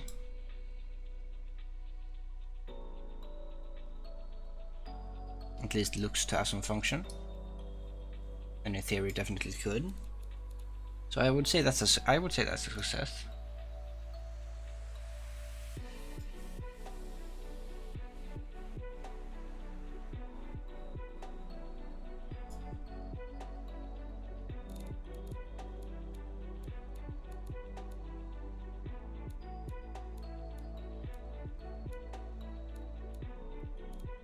So, rear.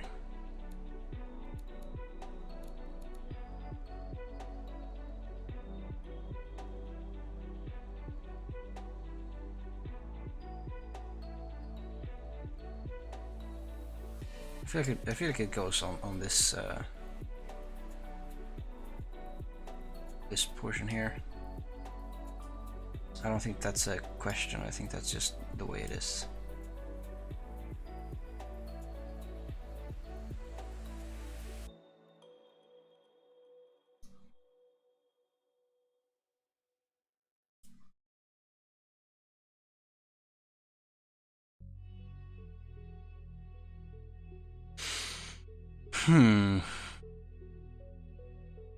Nah, that's not great.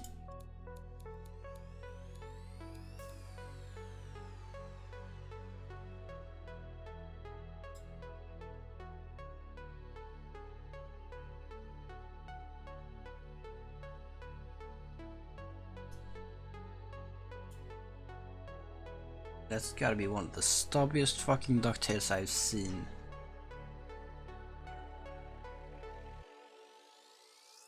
Like, fuck, dude. That's terrible.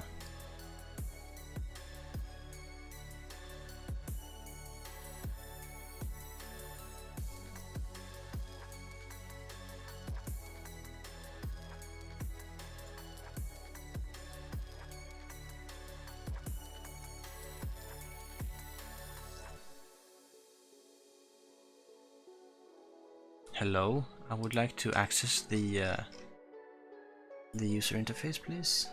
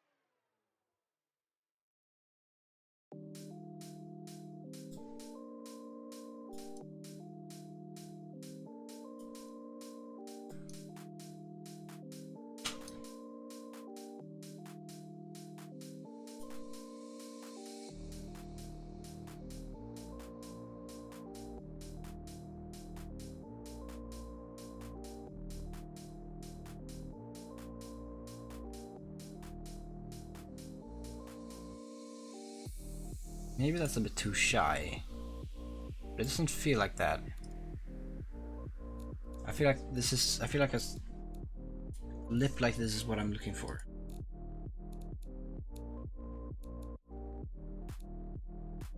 Spoiler, sorry.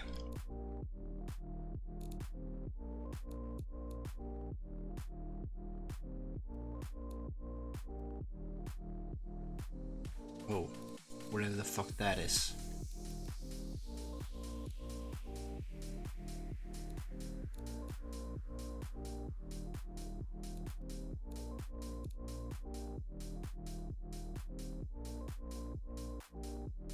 Well, if it's not gonna have a ducktail, then it's not gonna have anything. That's just the way it is.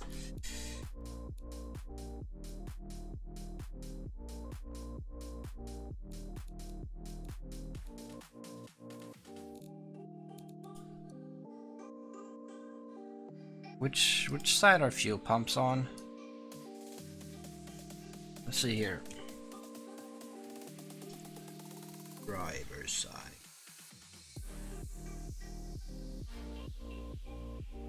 Pretty sure it's driver's side.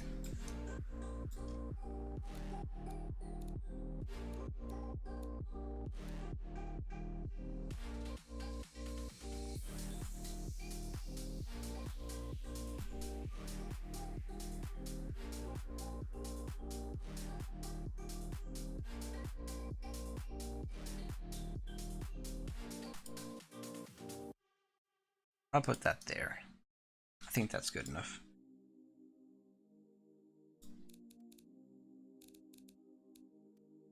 Door handles. Something nice and classic.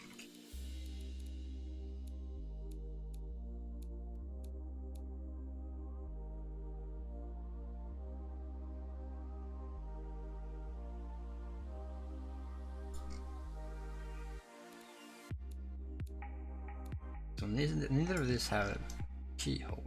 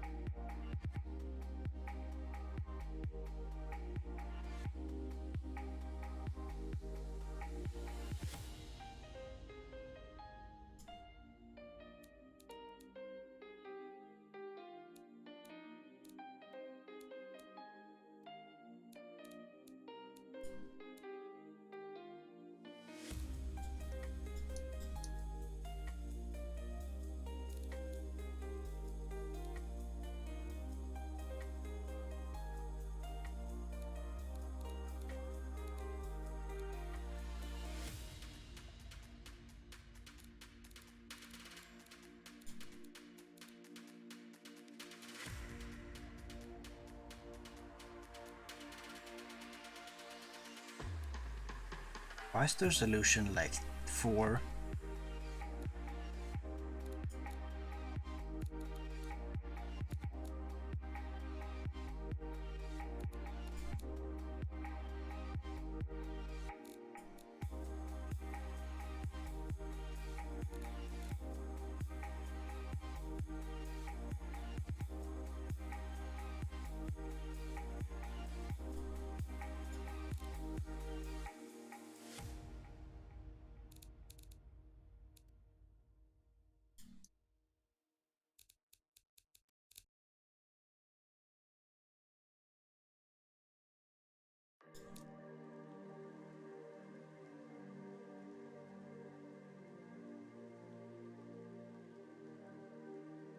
There we go. That should be fine and dandy. And then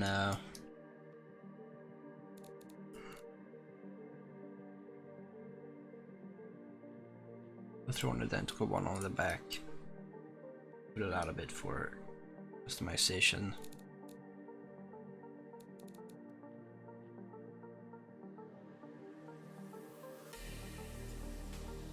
And so that kind of marks the end of this front.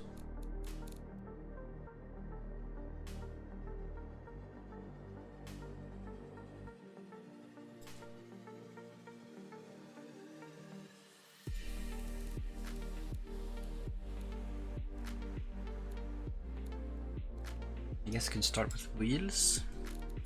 This thing has hubcaps, but not standard truck. It's more something akin to these.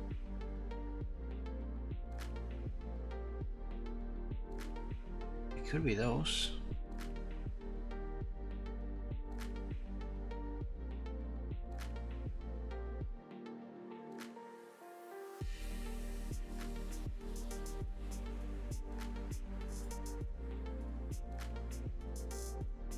More of a clean, bulbous look. More like that, but also, actually, those are more a mix between these two, really.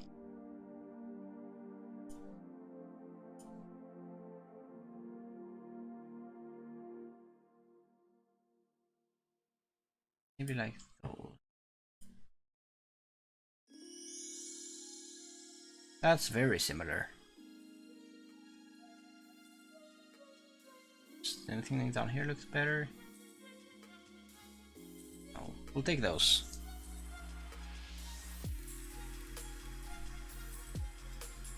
Exhaust, single exhaust.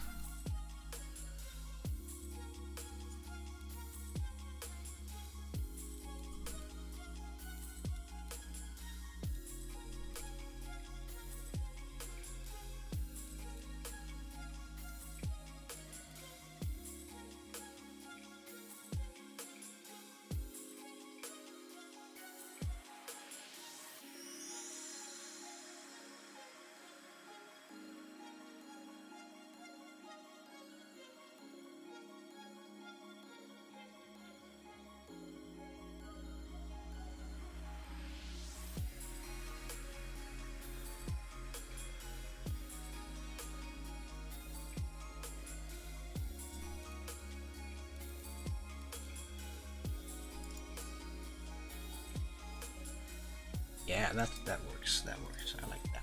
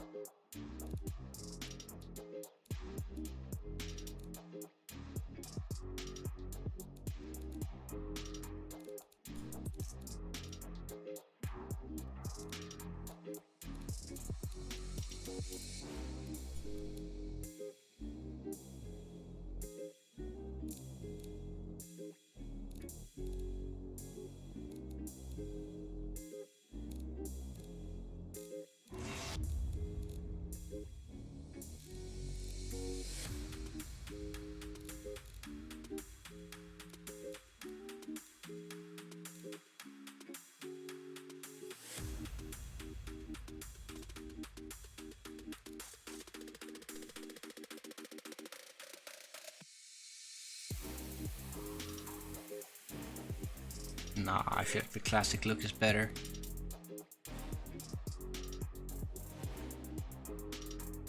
It's a little unfortunate that it has to be so low to the ground, but this isn't meant to do anything that's gonna be a problem with that, I don't think. Maybe curbs.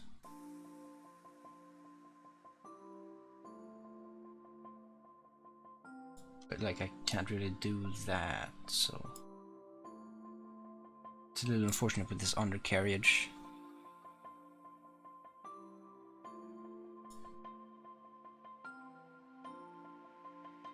We'll have to do some sort of a merge type deal. Like, do I have a... Well, I sort of do, actually.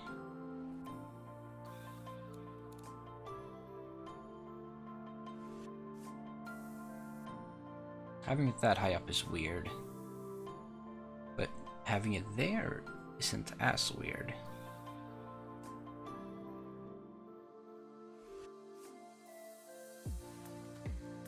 Have it like that.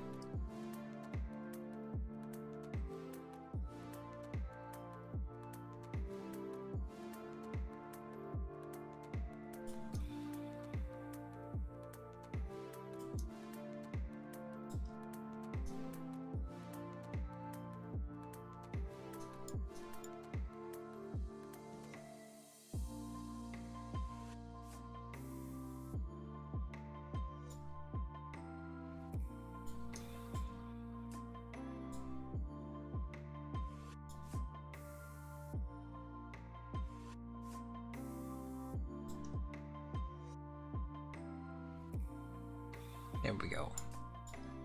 That I think is nice.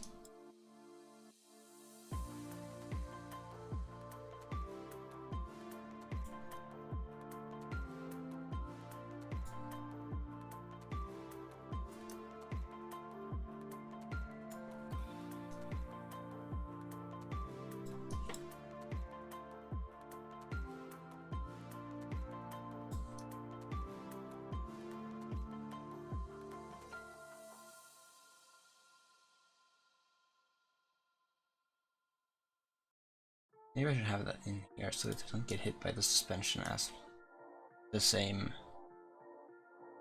But I mean, that's not really something you can save. Maybe some sort of a hit and miss there. Pretty much however I do. Taillights. Let's find a car image that's not from.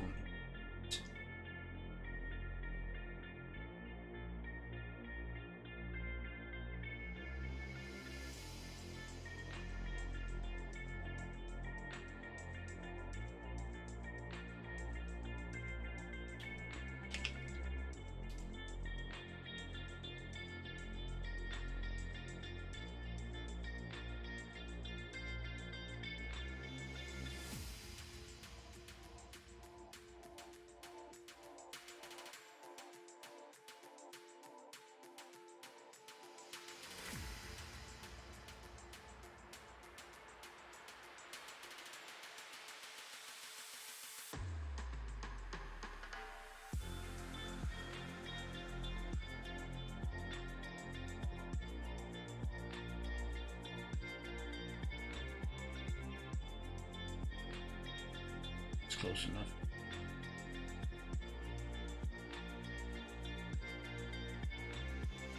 It doesn't all look the same, but it's I can work with it.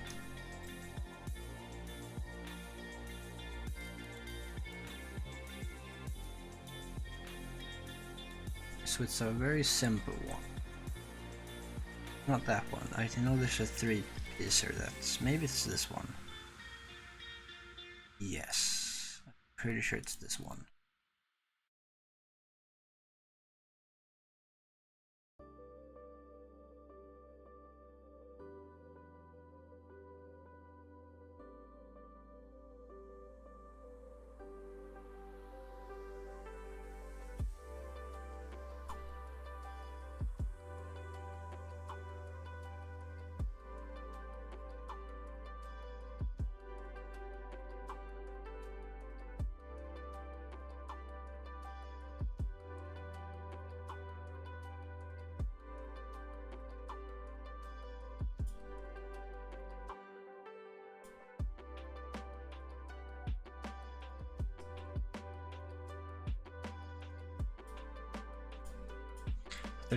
There's one I'm looking for which has rounded ends.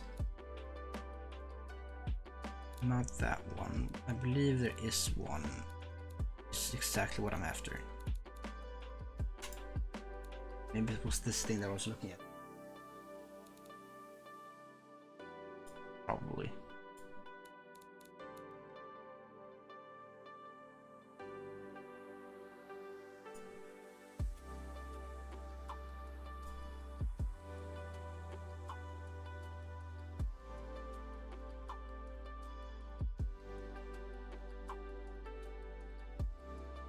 Yeah, that definitely works. A little bit on the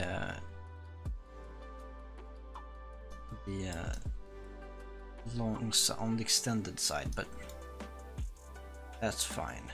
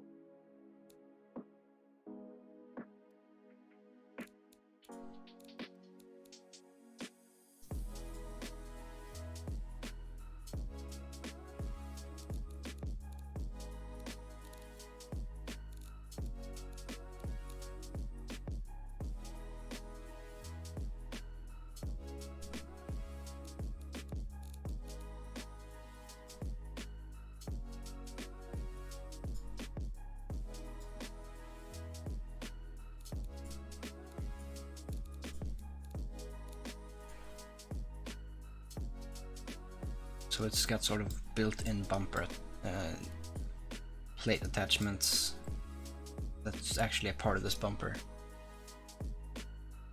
Just like a one-piece kit.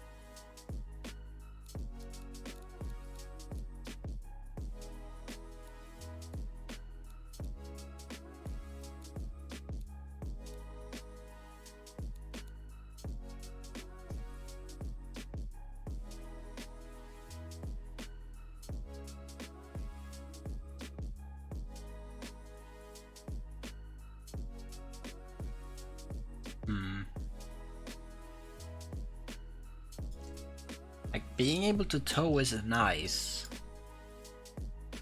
But also, where the fuck do I put it?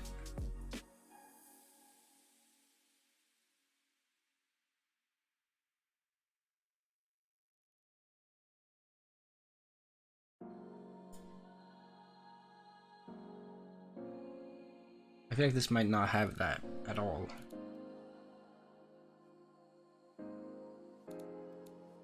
But it does need some sort of a handle for this rear here.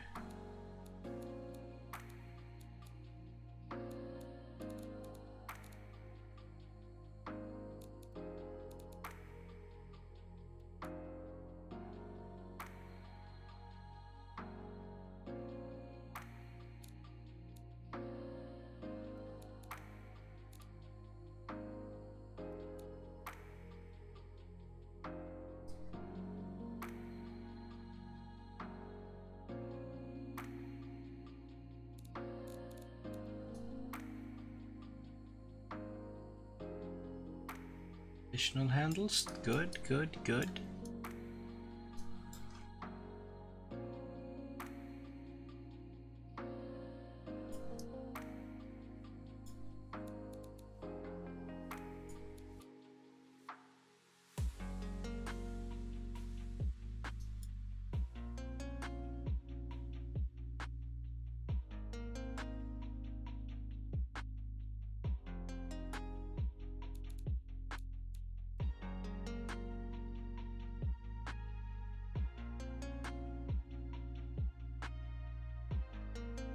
I feel like that's just a button you press with your thumb and then you can just pull. You don't need to actually unlock this one.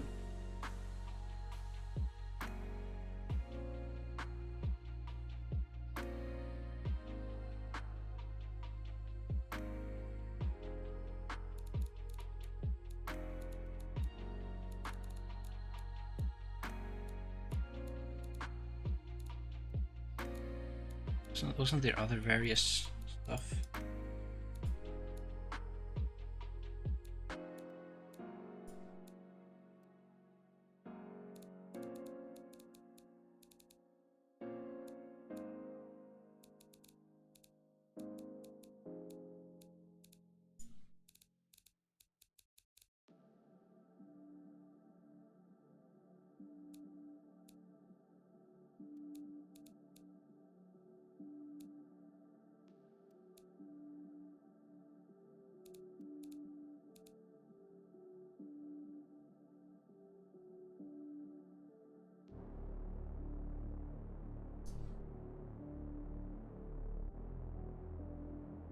So it's electrically locked from inside.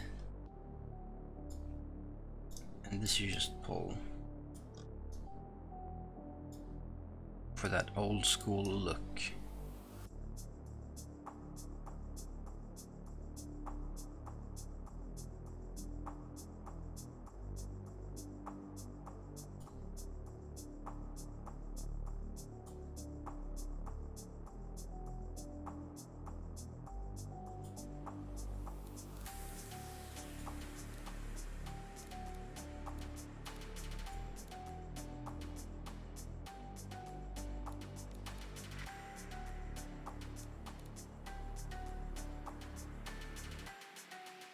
So, is there much else left?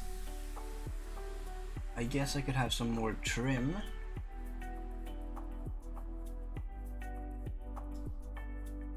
Along the sides, maybe. I haven't gotten anything there. Is this the classic piece? I think it might be.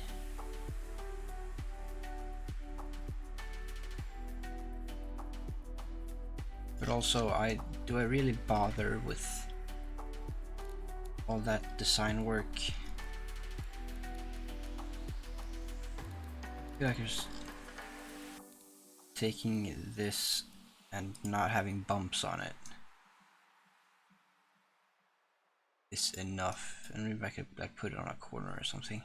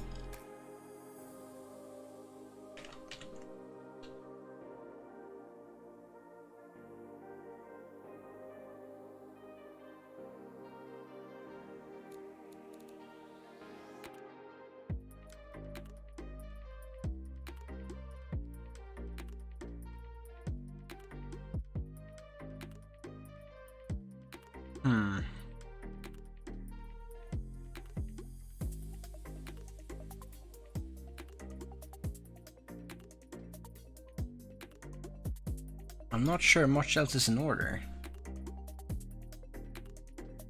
I think styling might be finished. I could like put a rim of chrome down here, but I'm not sure I can be bothered.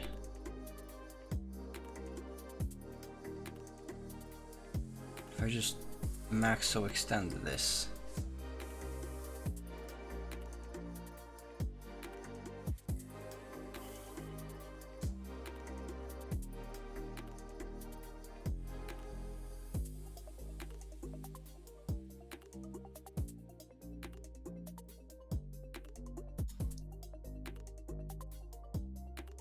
I don't like the coacher. That coacher would be a nightmare to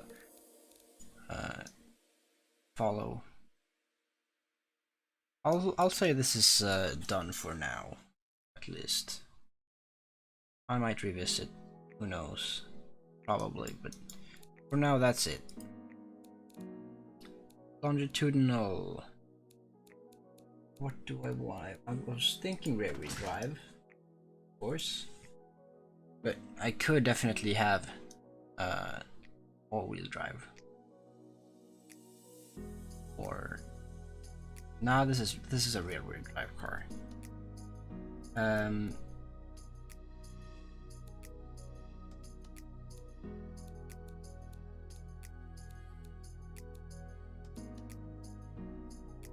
Let me just pull up that tutorial again. Cars stat? What are these?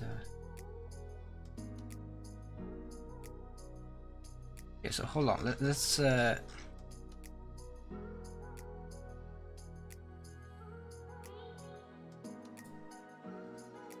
Okay. We have one thing here with a video. How does this work? Come on, engine designs, warning and fixes. This is way back. Engine designs warnings are relatively easy to fix, unfortunately. This section here we covered. Warnings, engine doesn't fit, too big. Engine bay quite or very full. 80%. 100 plus.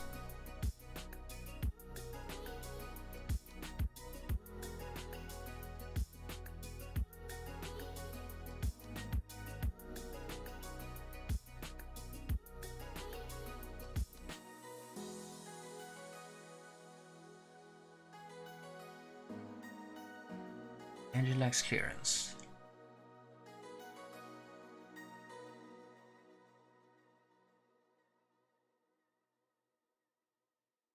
Engine is knocking. A little knock. I did run into that.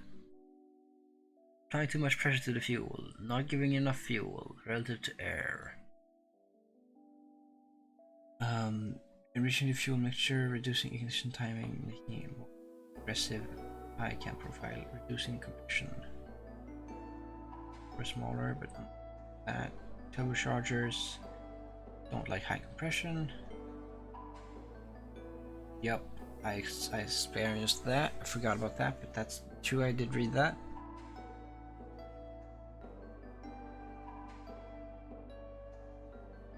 Triangle.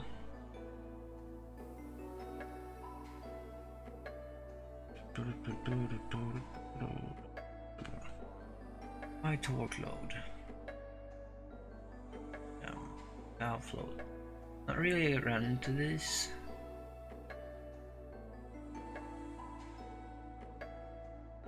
Energy enrichment.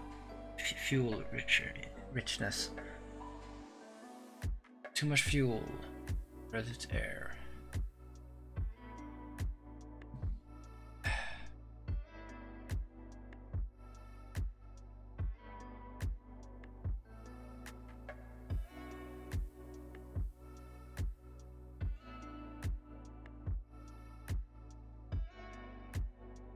Archetypal drivability.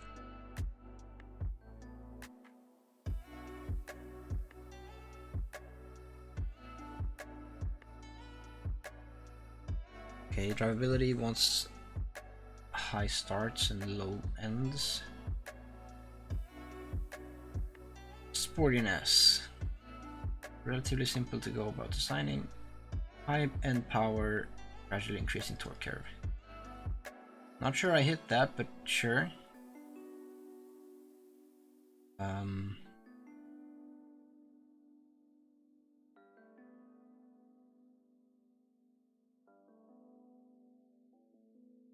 Utility engines. Low end power, oh, good. Budget.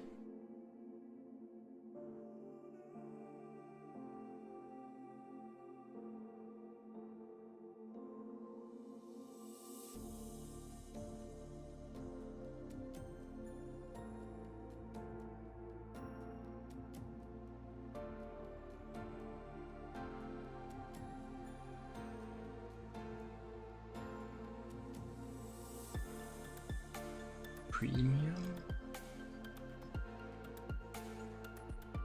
Big, it doesn't rattle much. Good power. Okay.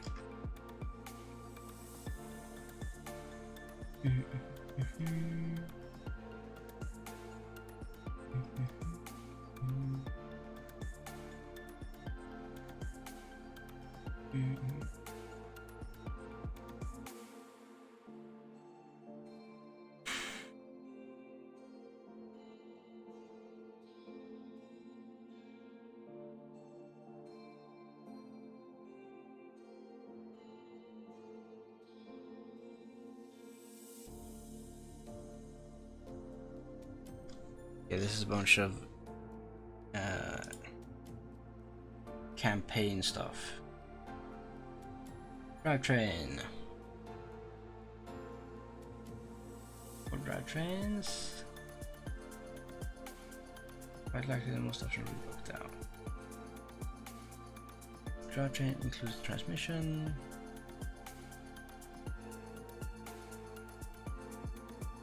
Differential. The car to steer without actually bending the crank. And with the drive wheel.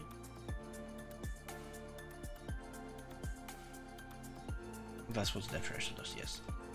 Rear wheel drive. Common on many cars. Rear axle is only the driver of the so it gives a car figure all around pretty much all speeds. This is good for traction out for wide. Typical front engine, rear wheel drive engine arrangements. Places the engine in between the driver's compartment and the front axle. Relatively well balanced. Leans towards the front of the car.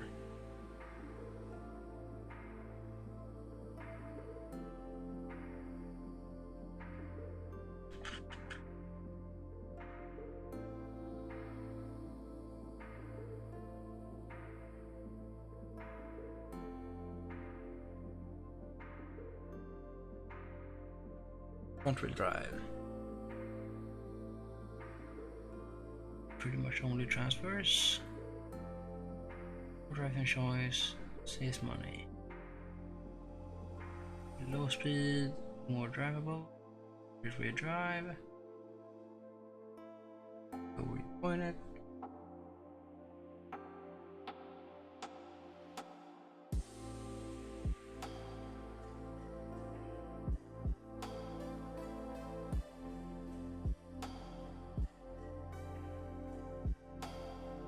Basically needs power steering.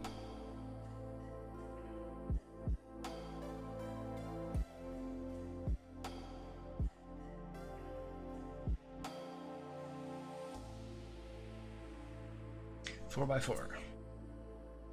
Clearly trucks to sub. Special transfer case near the center of the car should drive both axles at the same speed. Good for off-road. Heavy.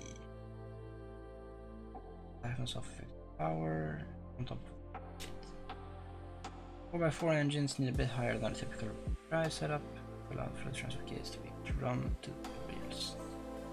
Not a full drive sim option in automation. It's for share the sim. That's rear drive. Okay. All-wheel drive. The setup, each wheel or axle is driven individually. Requires the most control over how the car drives at relatively high cost to actually engineer and put together.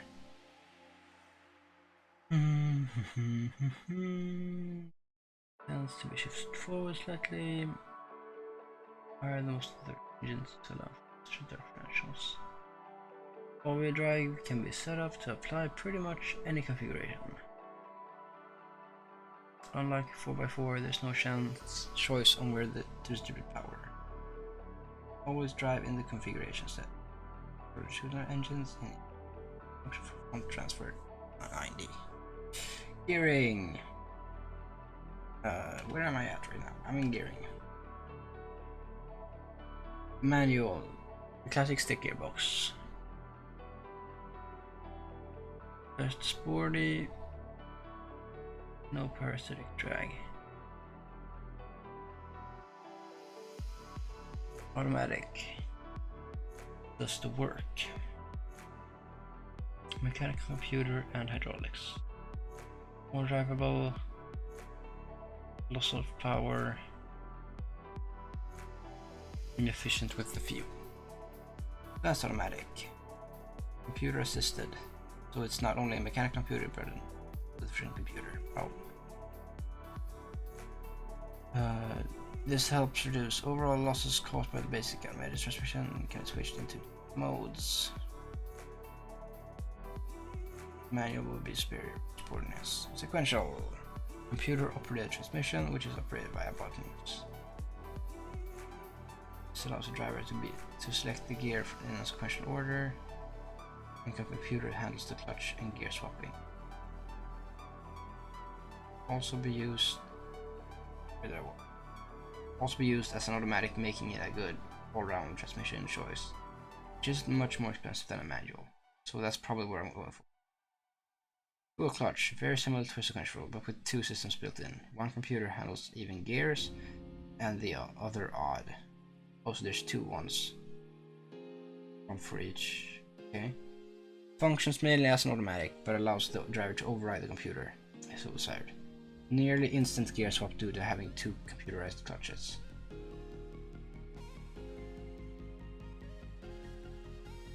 So if sequential is cheaper, that's what I'm going with.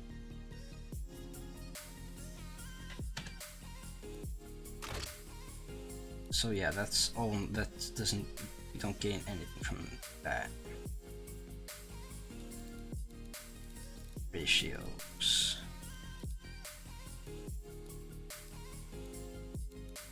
More ratios, better fuel economy, faster acceleration potentially, higher top speed potentially, fewer ratios, lower weight, lower material cost, less production units, shorter engineering time.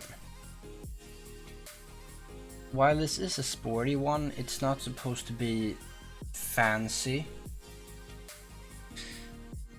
It's just for those who are down into the old look, but who don't want to do all the hassle.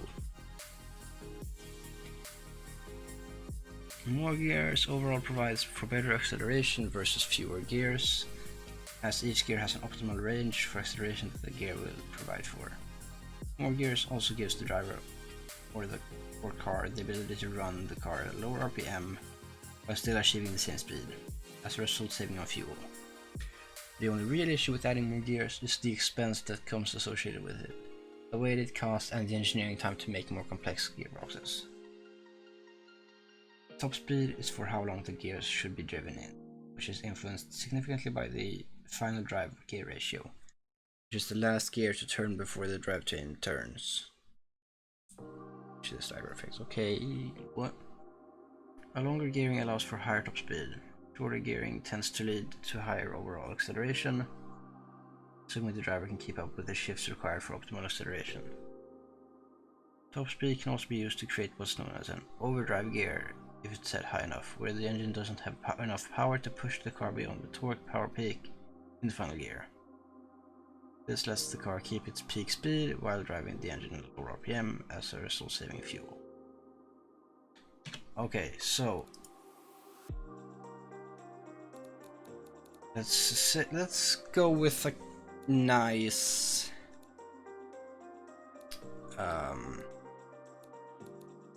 so the American 4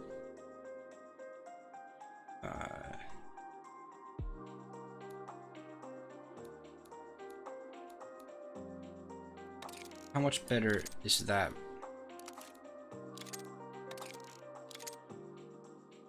I feel like 6 might be good. Top speed, maybe. Let's satisfy ourselves with let's go to 10.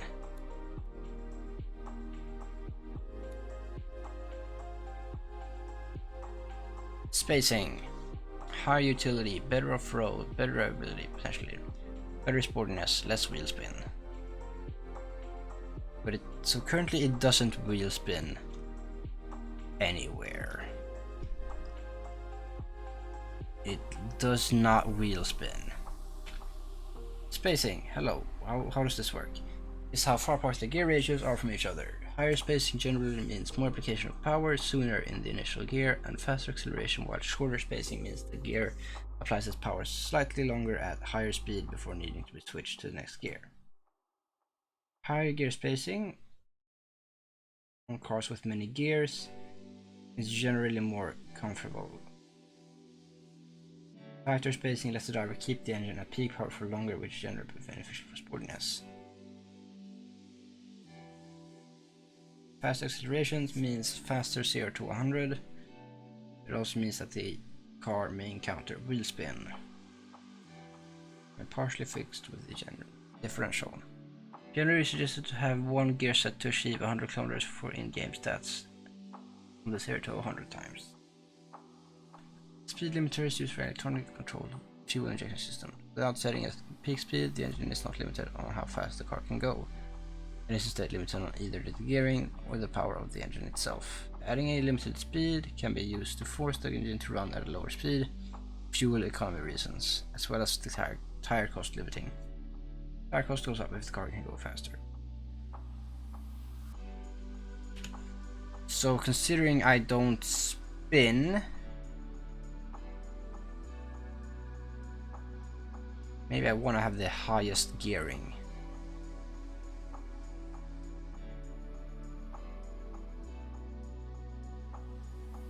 Because it feels a little weird to be able to go up to 90 in first gear.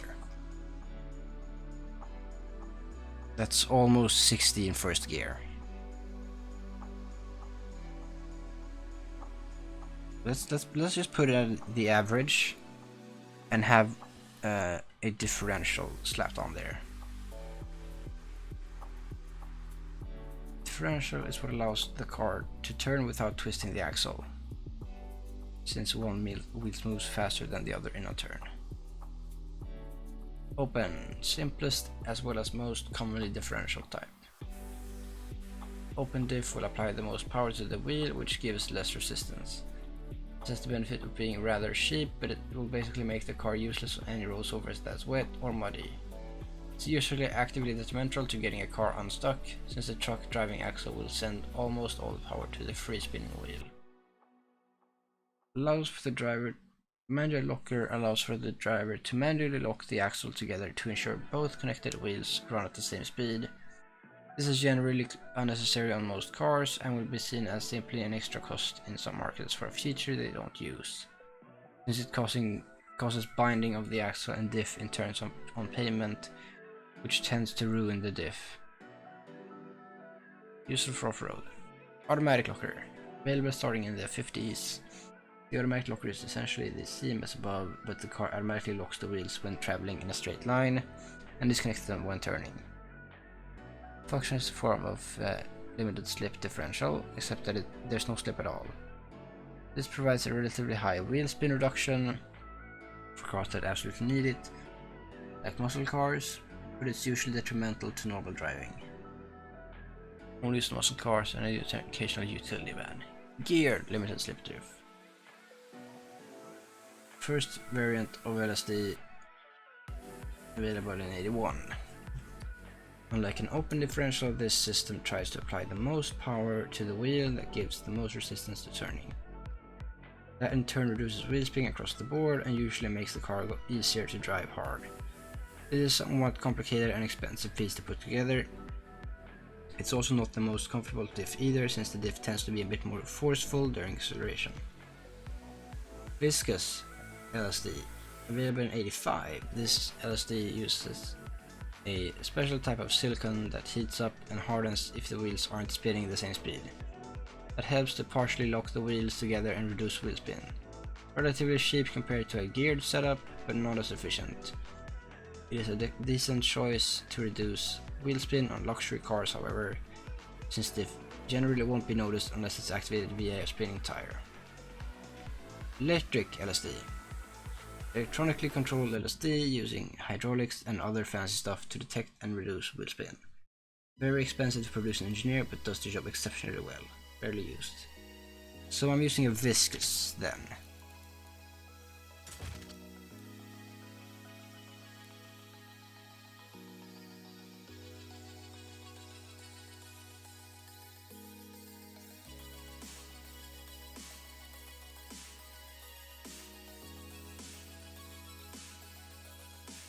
Radial Sports.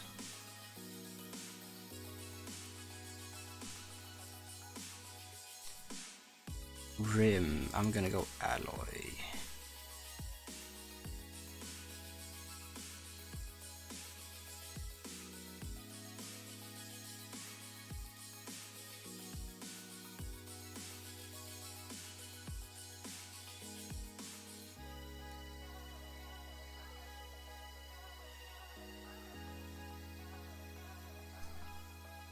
So I have an exhaust.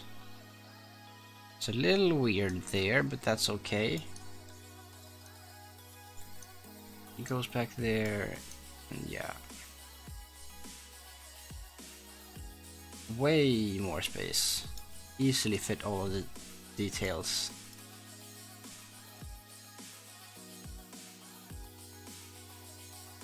Can easily fit all the other shit in there.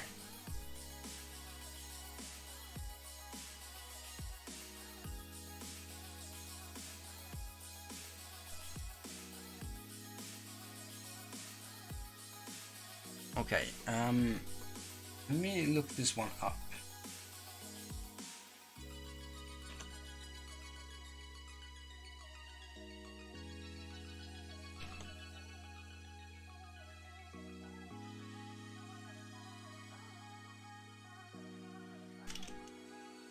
Mercedes-Benz apparently 300 SLR. weird.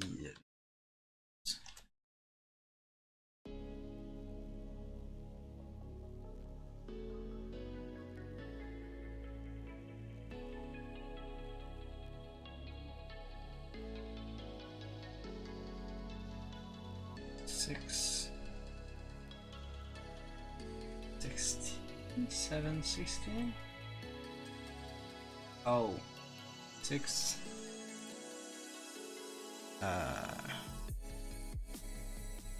What?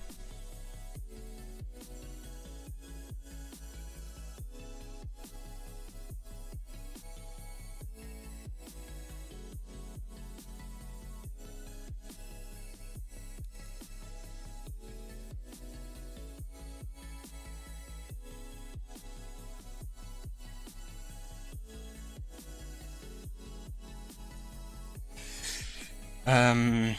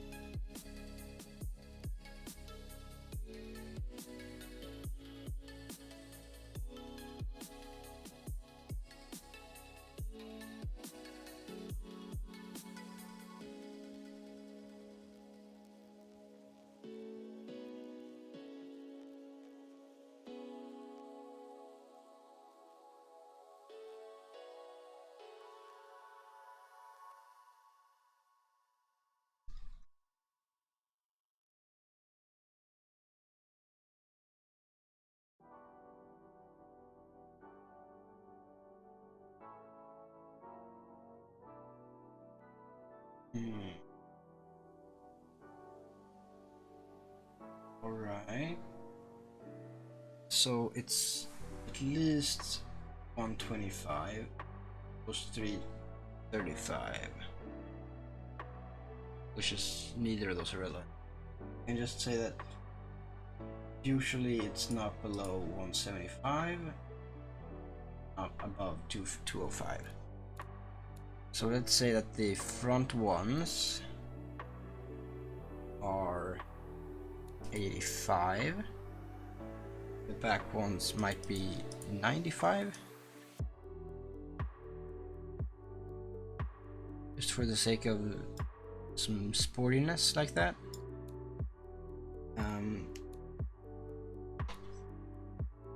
Here.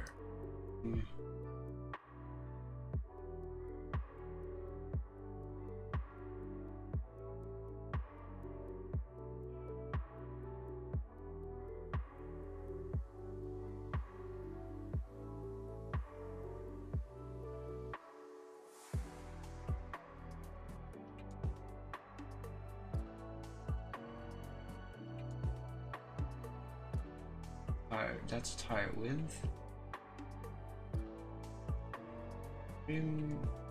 Tire sidewall factor. That's not relevant. Size.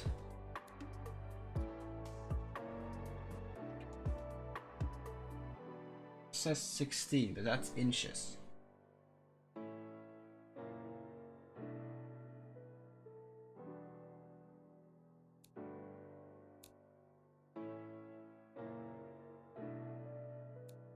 So what does 16 look like? That looks very thin.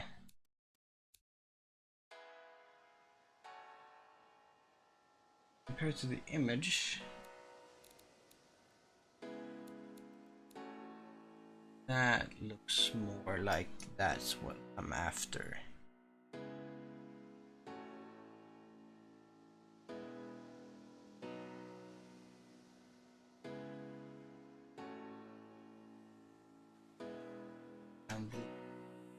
total size of the wheel was 762 apparently. So this was a race car. Better off-road, higher ride height. So maybe let's get down 200. So it would be 565.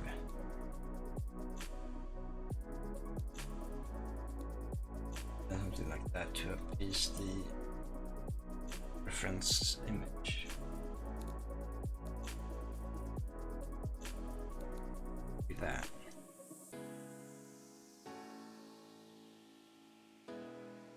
And then I would want to have this entire thing lowered.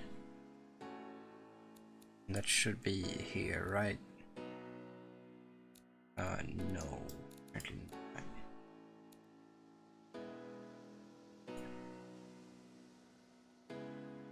Why don't I have gearing though?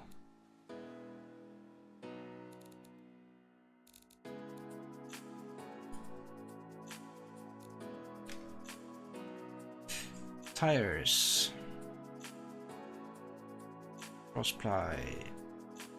Radio. Cross-ply tires typically have their layers applied at a 60-degree angle relative to the rim. Stiff sidewalls, more accepting of weight. Difficult to make wide. Poor grip.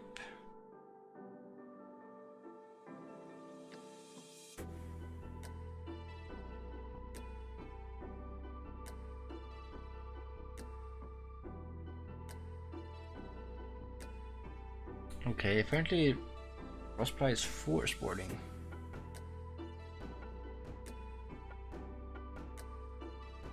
Radials made along the tire, around the rim. Weaker sidewalls can't hold as much weight. Pushers for off-road. Okay, until 70, so after 70s, now and maybe even with this car was actually when this chassis was actually made. Yeah, because it was a 50. No, 50s with this would have been trash.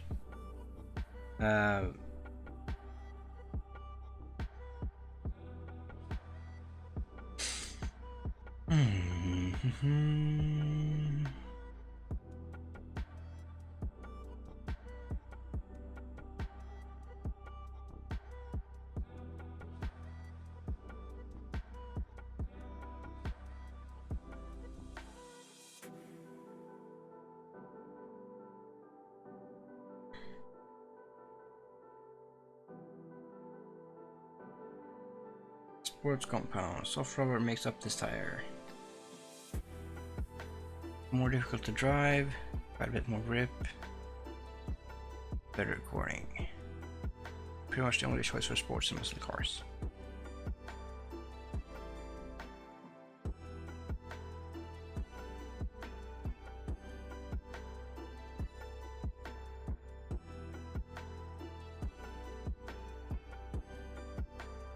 Well, good thing I don't have that chart. It's telling me that that's the biggest factor. Huh.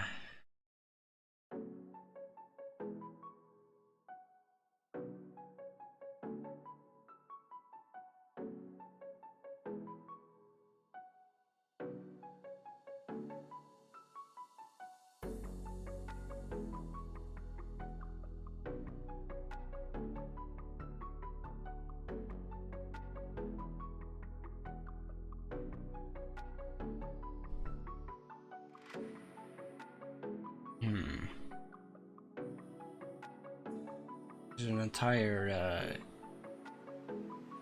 measurement system for how good shit is, apparently. But again, this is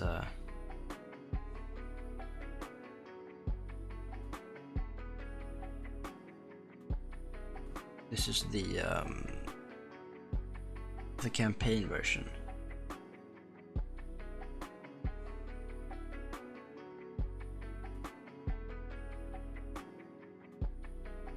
Brakes on the car. One of the critical components of the car. If the brakes won't stop it, something will. Everyone wants to have good brakes. As it's before 1916, people don't really care. Brake needs to be able to use the tire to actually stop the car. Making very grippy tires, putting bad brakes. Nothing working well. Brakes won't be locked. Tire.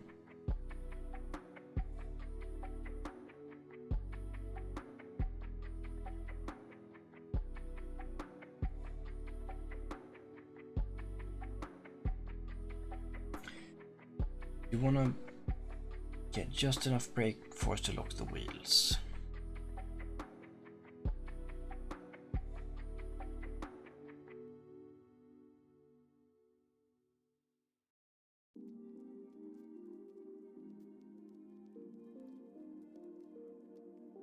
Drum, single shoe. Personal brake available to the game.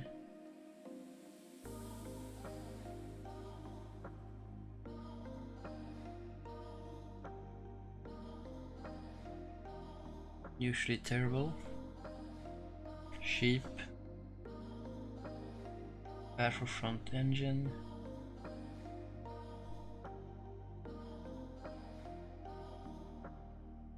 Drum, 2 shoe. Okay for front engine cars.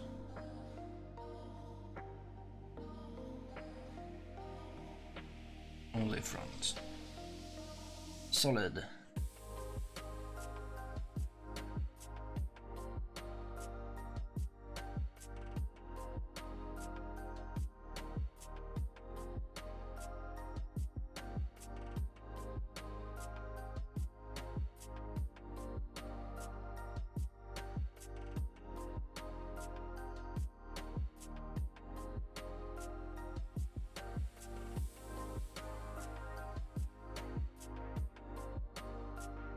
Vented disc.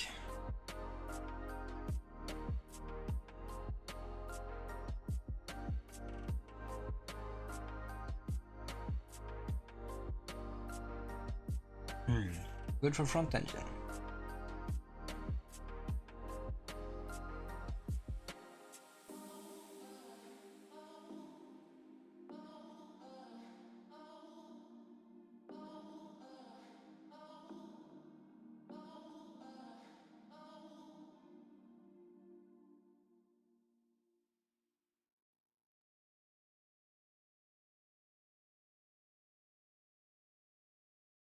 Rigor is better. Limit for how large of a brake you can put onto the tire is determined by how large the rim is.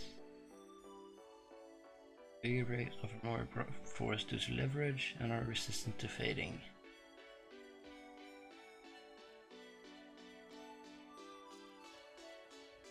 Pad type is what type of material the actual brake pad should be made of. Well, brake pad type leads to a more comfortable brake pad since the material may be made of a softer material such as rubber or similar. Higher numbered pads, on the other hand, are usually harder brake materials or ceramics, including even steel on steel brake pads at the high end.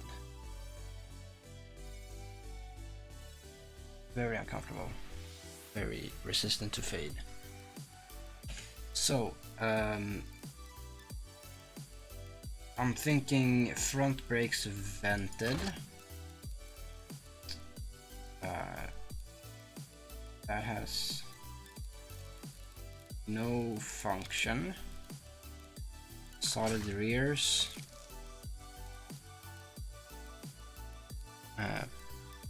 Pad type. Keep it as it is. Also, again, why don't I have shit going on here? I feel like I should have shit going on here, and like markets and stuff. Why?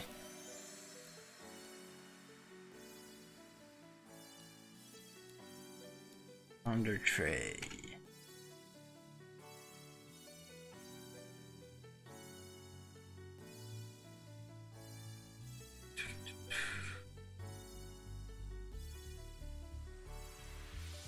Lift can be good or bad. Lift means there's less weight being applied to the tires, which usually means less grip and more dangerous high-speed steering profile. On the other hand, lift reduces weight going towards the ground.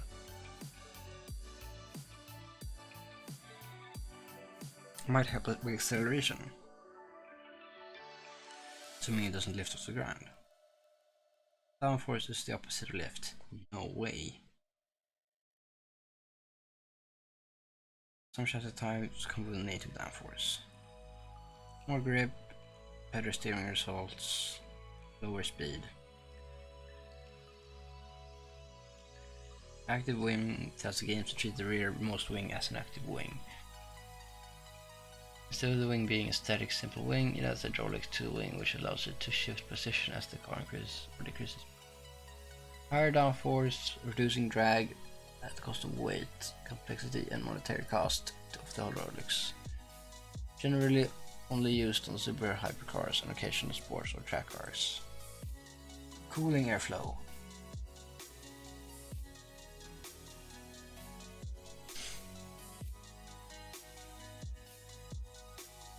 Cooling down the engine keeps it cool, running reliably. Not cooling down the engine as much reduces drag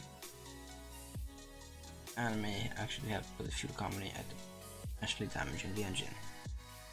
Cooling flaps are somewhat pricey, but they allow for the engine to have a higher cooling capacity while also bringing down the effective drag that would normally be caused by having larger or air inlets.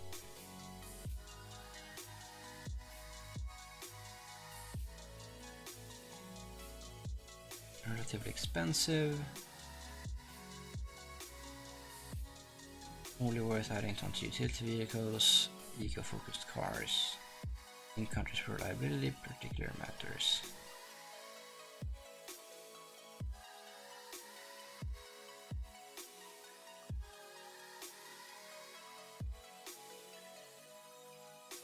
Brake airflow is a slider determining how much work goes into it, ensuring air can pass over the brake pads. Brakes and pads. Which will in turn enable the brakes to cool off quicker with more exposure to moving air. This has some impact on the aerodynamics of the car and will usually slightly reduce top speed and make fuel economy marginally worse. But it is a viable option on cars where large brake rotors simply won't cut it. It is an additional cost of up to at most 6 months of engineering time, well worth investment, especially on sporty or utility-oriented cars. Interiors.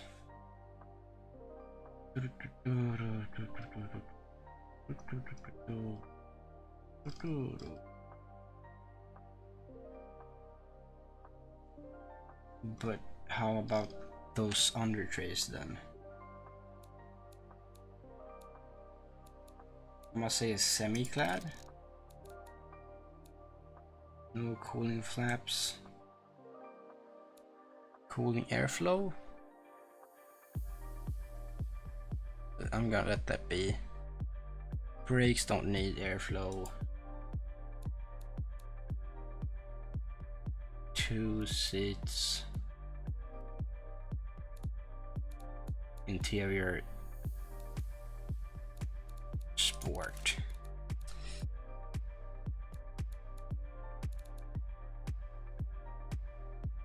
Standard infotainment.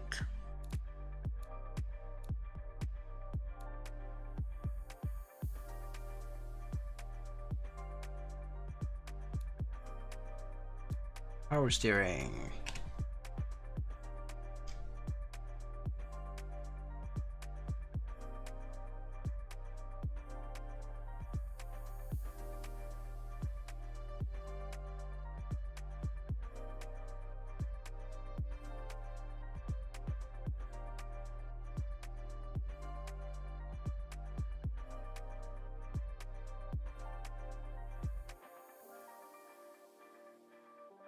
Power steering is almost required on some Gulf cars, well, especially once they start hitting over a ton. Power steering is going to be harmful to sportiness, to drivability.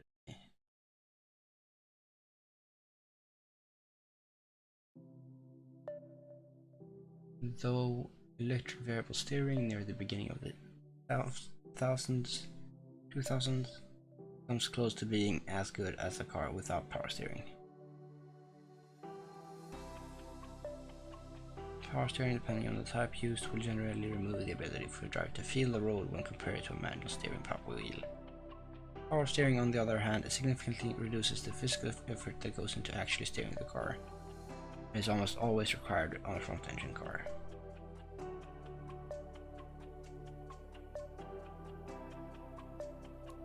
So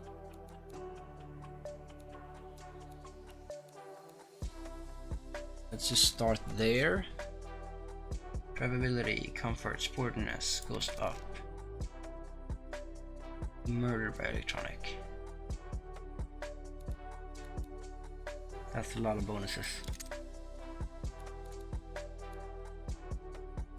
But also, engineering time goes up a lot.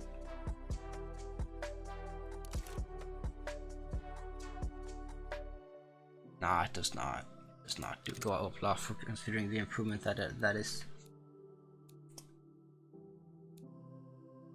What is ESC again?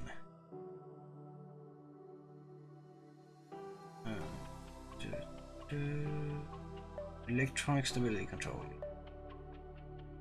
and traction control serve similar purposes. Keeps the wheels from spinning. Nearly every demographic appreciates it unless they can afford it. And the large improvement. Traction control is focused on wheel spin and actually doesn't do much if the car doesn't produce enough power to spin the tires. ESC is traction control combined with other equipment and tech to help the driver control the car in the event of a skid. That, as a result, directly adds to the drivability stats for the car. Launch control with ESC throttles the driver input to the engine, restricting the engine RPM until launch is achieved, almost eliminating wheel spin in the process. Most demographics don't need launch control since most drivers don't floor the gas at a standing stop. For demographics that do wish to do that, which do that, however, like muscle sport and tracks especially, it's usually a rather large boost for desirability. Okay, so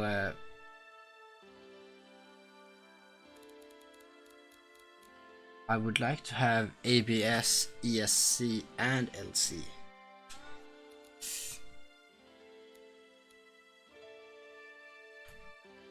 So ABS doesn't need an ECU, helps compensate for going a bit oversized with the brake pad type, since they prevent the brakes from completely locking up the wheels, which happens when the brake force exceeds the grip the wheel provides.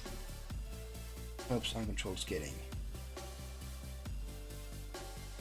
Traction control and leg stability control serve similar purposes. So I would like ABS and ESC. There's no option for that.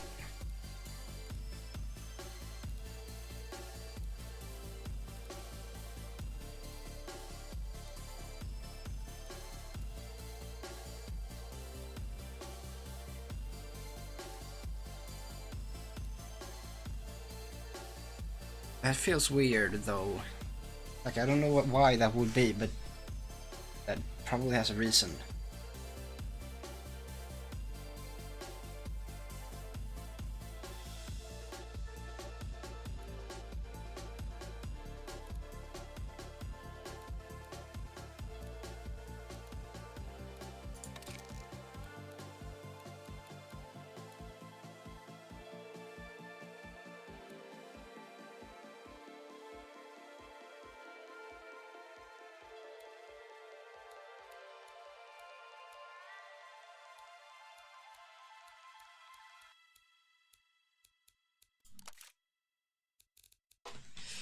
Simple end there.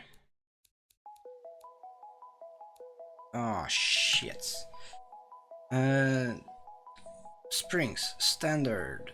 Standard suspension is usually a simple single width coil that compresses when the car goes over a dip in the road. Most basic, dirt cheap. Progressive.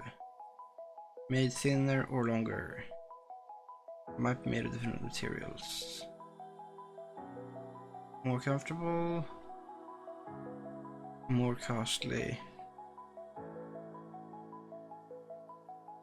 multiple stiffnesses, good carry capacity, hydropneumatic, hydraulic, extremely prestigious, very comfortable, suffers from major reliability issues on top of cost. Heavy weight. Air. Instead of springs, the suspension of these types of springs push against compressed air. Makes an overall good all-round suspension compared to a metal spring at the cost of some reliability and engineering time. Computer-assisted suspension intends to have multiple modes of use. Very comfortable or sporty depending on the type selected, but stupidly expensive. Can typically carry an amount of cargo in between a progressive and an air spring.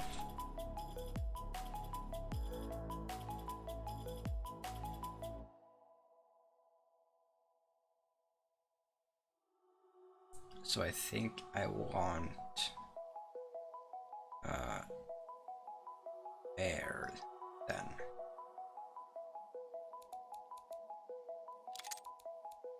Dampers. Twin tube. One tube presses against another, filled with hydraulic fluid. Reliable and cheap. Adaptive. Complicated type of damper filled with a magnetic fluid which can be tuned for different work conditions. Superior damper. Less reliable.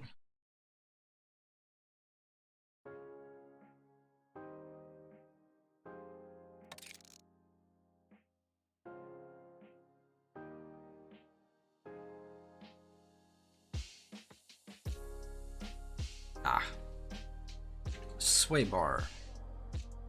Passive. Simple metal tube keeps the body from tilting too far. Simple, cheap, works. Similar to a passive sway bar, split in half. Attached to a hydraulic or electric arm. This arm acts to keep the car stable. It's overall better than a passive setup, if costly. Off-road. Specific type of sway bar similar to a semi-active sway bar. A driver-operated toggle to disconnect. Allows the axle to move freely with the body of the car. Active.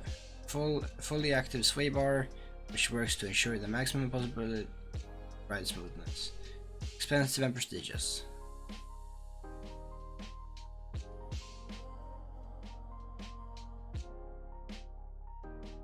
So passive unless I can be bothered with semi-active.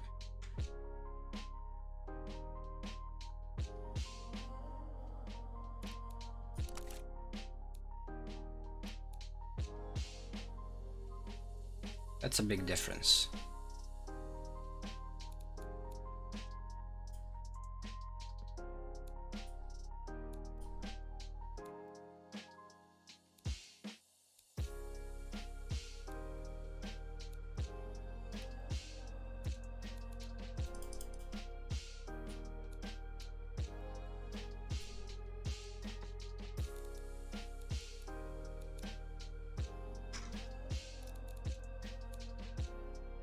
There it is, that's more like it. Front brake force is low compared to grip. Well, I would have known these things if you would have showed me the graphs.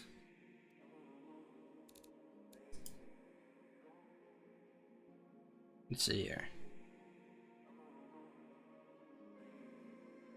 Have any kind of gearing?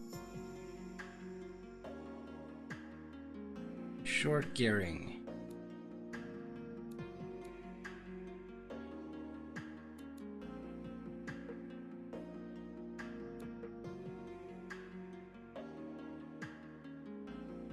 So front brake force is low compared to grip.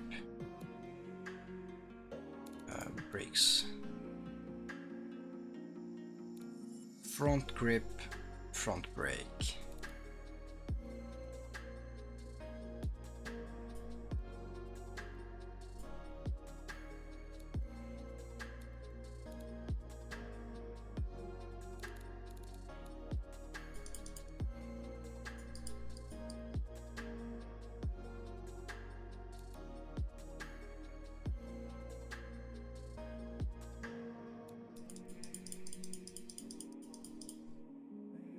Oops.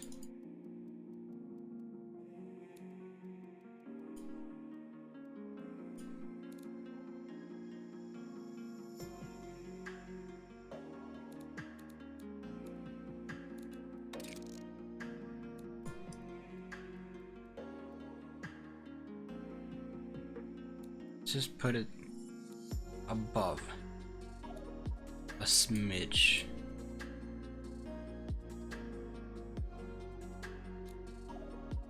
Short gearing.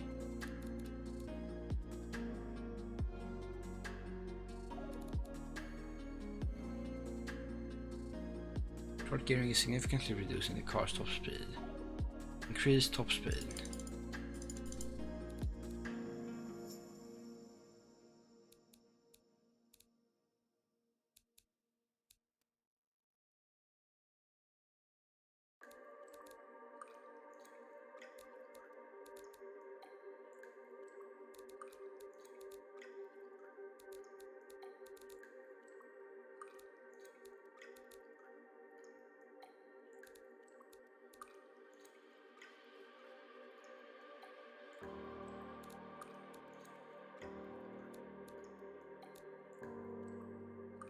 Front dampeners are hard. But wasn't those the ones that I just did? Yeah, it was. So I don't care about those. So that's, I think, if I remember correctly, that's better for beam. Which, hey, I might actually have time for. Should probably quit out, because even though I haven't had any snacks, well, probably because I haven't had any snacks, I'm getting tired. But that's a good thing, because I kind of want to keep my day-night cycle going. Short gearing is reducing the car's top speed. Consider increasing the top speed.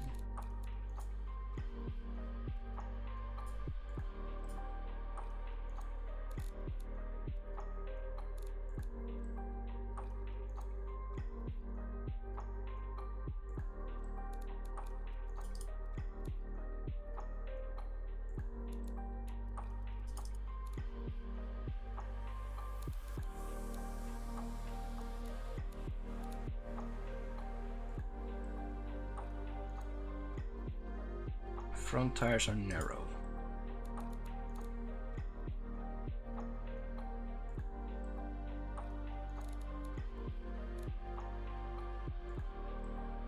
Brakes suffer from brake fade.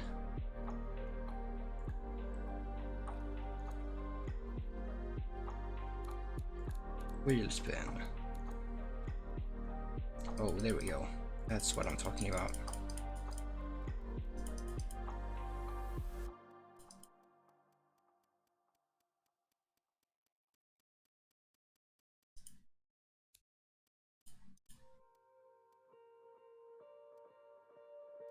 I think a little bit of wheel spin is fun.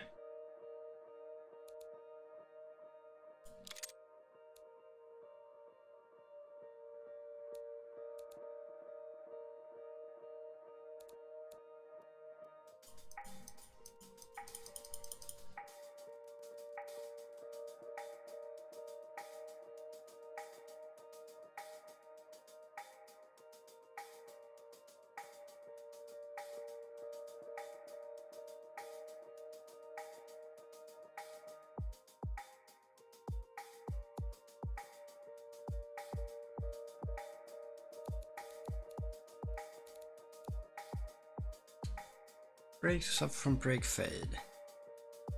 Increase brake size.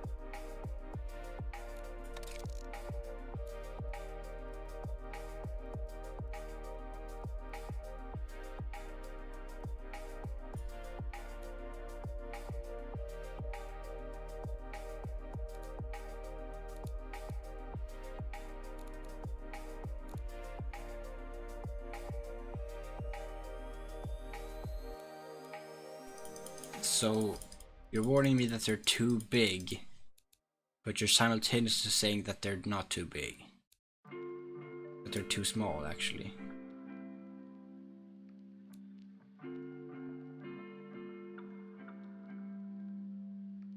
Hello. Hello. How you doing? It's okay. Das ist gut. You spooked me a bit, but that's cool. Boom. Welcome. Thank you.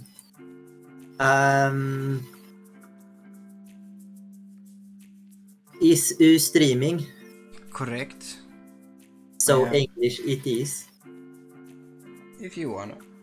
That's the way it is, but you do. Yes. I was just gonna say I have now claimed the game tabs. Oh, is it free? You told me it was. I thought it was. I didn't know what it is. Currently was. Huh. I thought once upon a time, but apparently I was wrong. Okay. Then I don't know what I claimed. Because I was looking through your Steam wishlist, and then that was on there, and I was like, oh. That's old. That's Well, really that has old. multiplayer. Yeah. Let's see.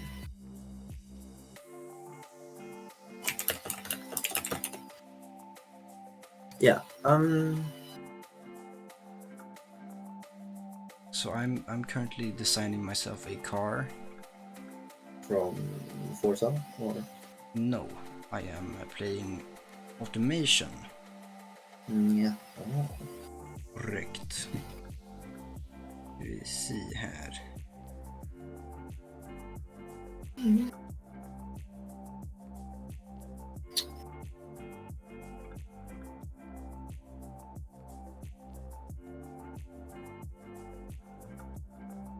So how was your day? It's been kind of cool, you know. I'm always forgetting you don't go to high school or like you don't study no more. No, I work now. Yes. But yes, Oh. Oh. Oh. Why though?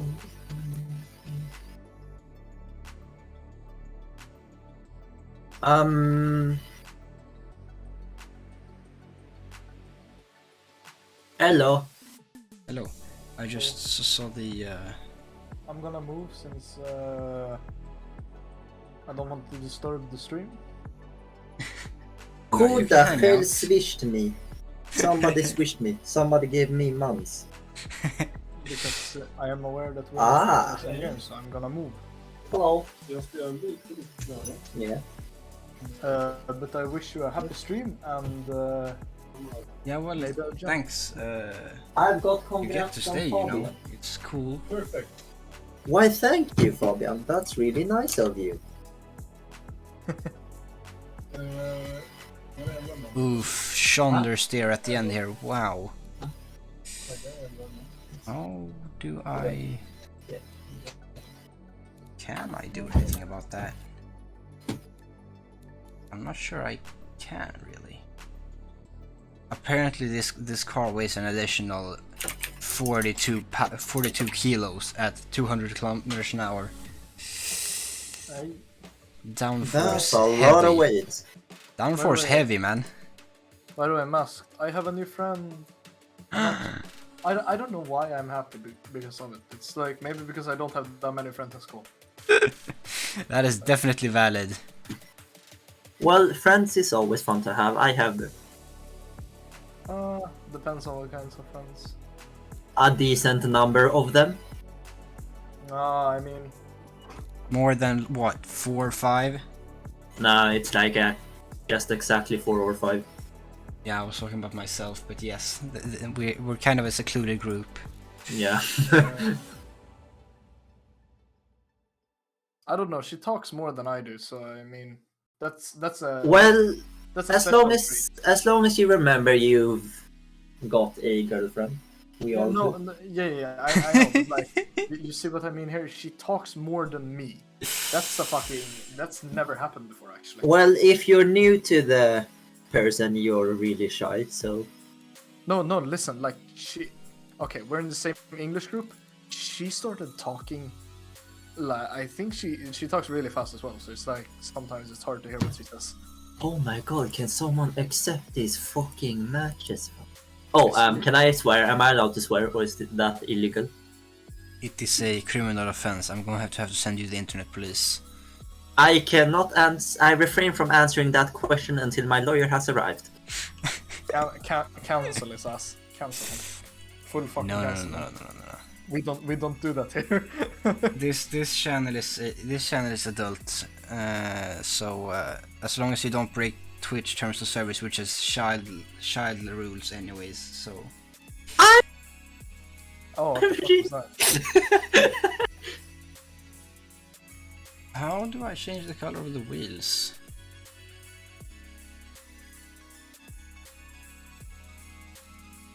Probably in the paint section. So I'll be right back. All right.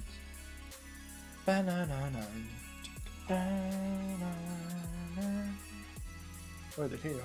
By the way, did you see that I actually streamed for the first time in fucking ages? No, I did not. But I'll watch that, sure. I think it was like yeah, it was Wednesday. I streamed on Wednesday. Oh, okay. I did some ranked solo queue in Valorant, and I lost 4 games in a row, and I was actually surprised I didn't tilt. No, but like for real, bro. Like tilting in that game is so fucking easy to do. It's so easy to tilt, and it's so easy to not tilt. I swear, like you just turn off your brain and you won't tilt. I was literally just sitting there like wanking my ass off. Okay. I couldn't be fucking asked to rage in that game. Not on stream, bro. All right. If I rage on stream, then it's all fucking over. Okay. Did you see what I wrote? I did. Was it? Where was? Okay, it was in Discord. No, I did not look at that. One moment. You put that in the general. All right. Well then, sure. I might do that. Who the fuck is Nia? Unsure. I'm going to go to room 2. Yes. Go ahead.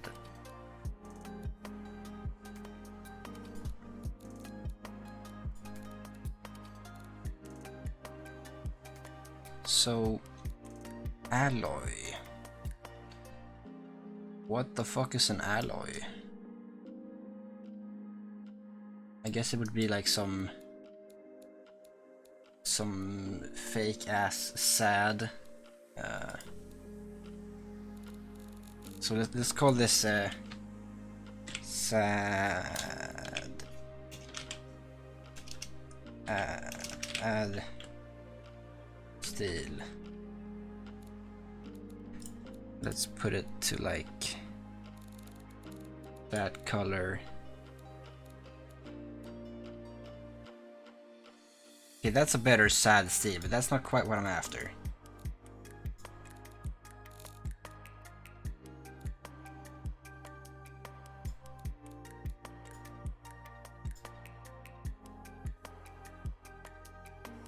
Okay, maybe 25 flake. I feel like flake isn't what I'm after with this. Maybe like 0.1.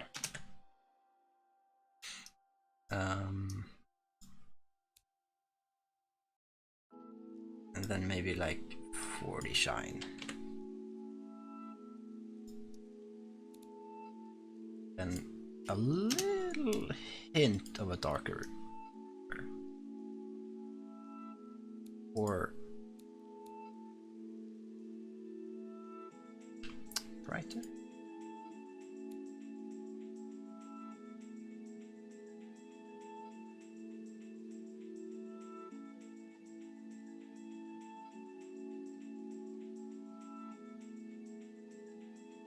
Or I could just type in genuine Chrome, because this is the car I'm building. But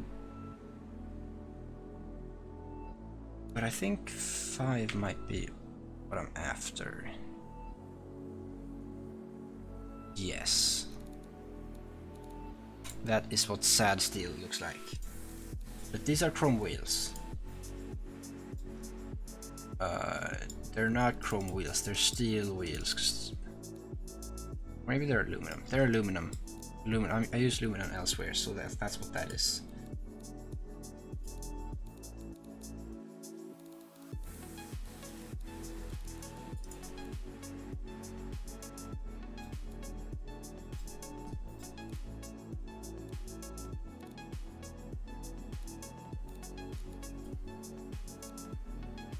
Ooh, that is nice actually.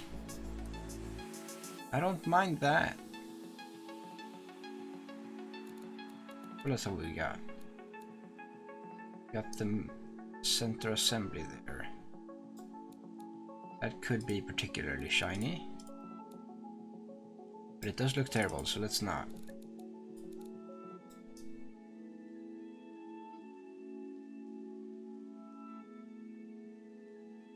So, I think that might be done.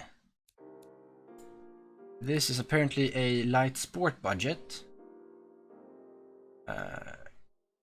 Body aid penalty. What do you mean? What do you mean? Fuck you. Handling apparently doesn't do very good in turning.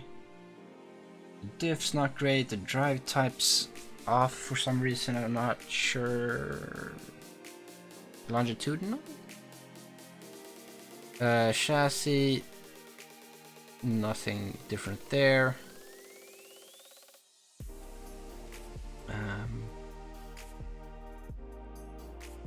Suspension great, drive height a little sad. Tires a little unfortunate. Sportiness, handling and brake fade terrible. Not sure how or why, but brake fade is terrible. Like steering slow. Braking, brake fade.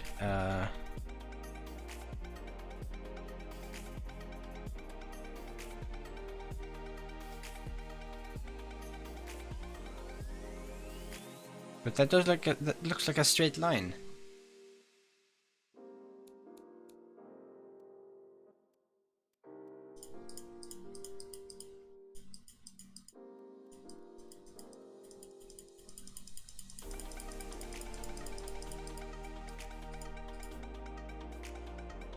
Okay, so if I do that,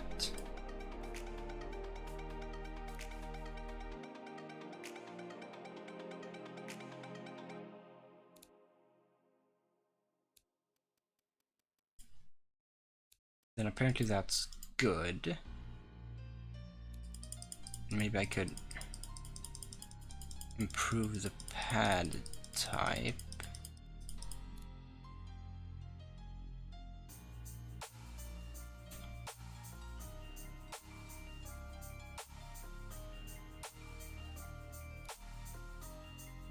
If I cram this all the way up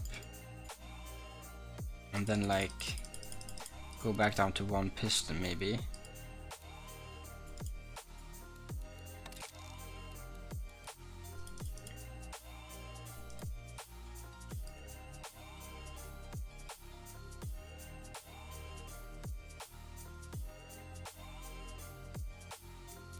Then, oh, I fixed brake fade.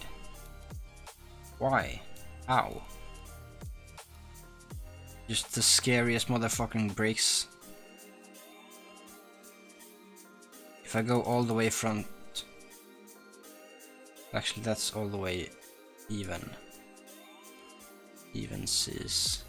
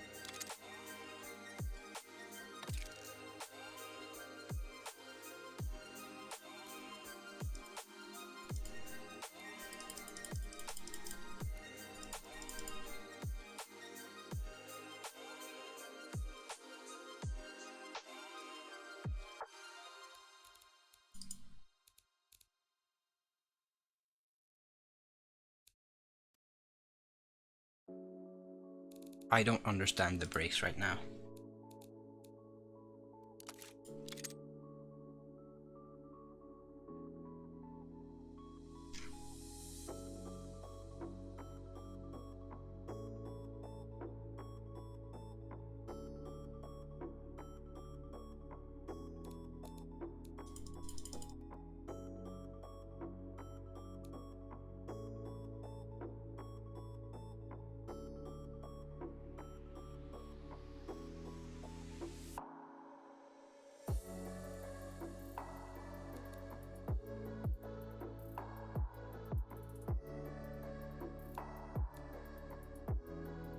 Rear brake force is very high compared to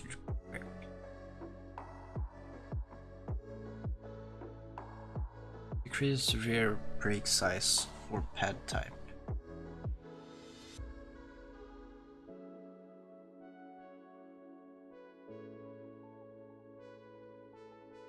So, oh, that's what pad type is.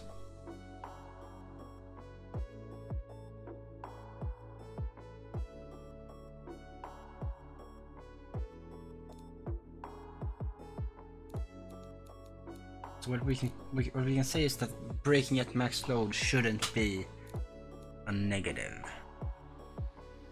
Because what that has to mean, that so what, this doesn't, how big can I make this without it calling me out? That big.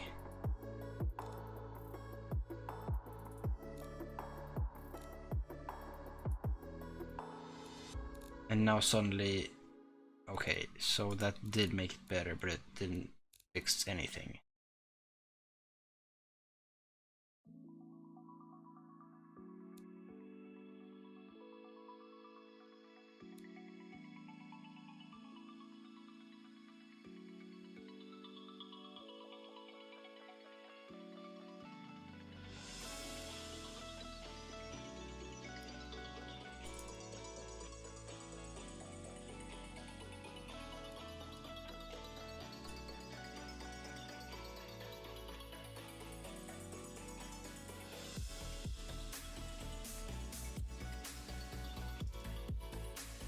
Rear brake forces. What do you want from me? How do I do brakes? Hello, tutorial. How do I do brakes? Brake types.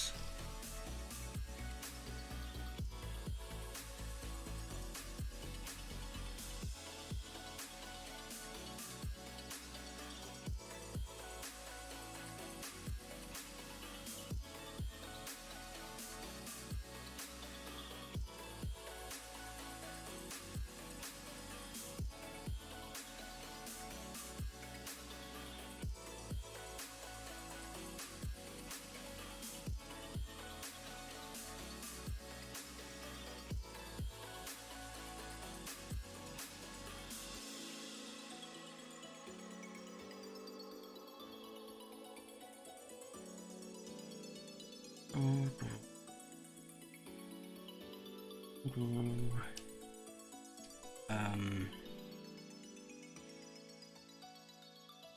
why can't I have...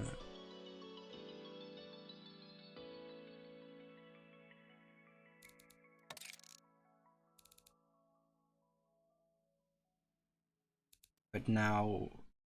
It's now suddenly the breaks are not terrible.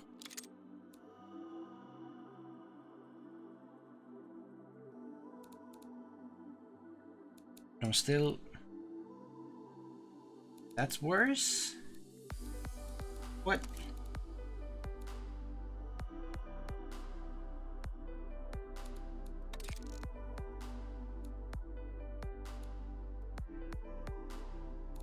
That's even worse? What does this even mean? Okay, break fade. Idiot, stop reading it.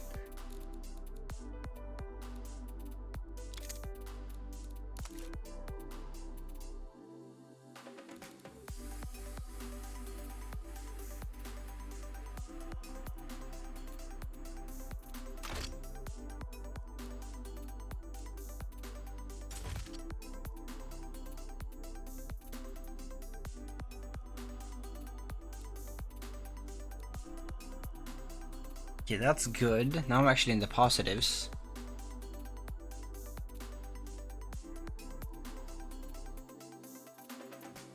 And the interior is apparently awful.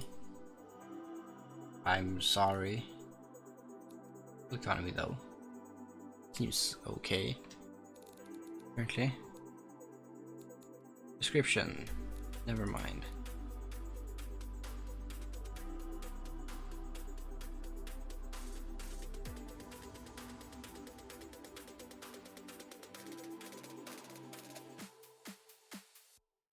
$265.8 horsepower at 8,000 RPM. It weighs... It's heavy. It's heavy. Like damn, it's heavy.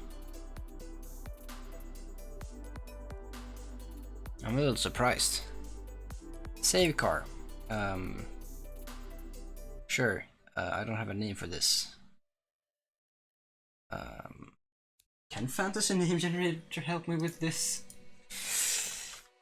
Car name generator.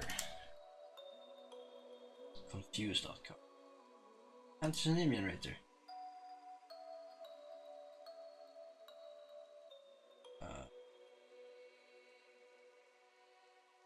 Random names for cars. English names.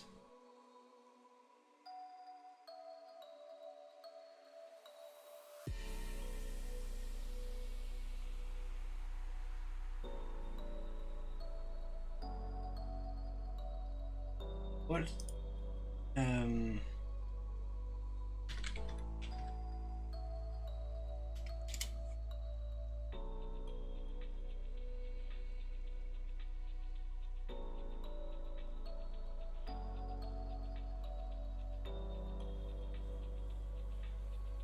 Let's go on a thesaurus. Let's go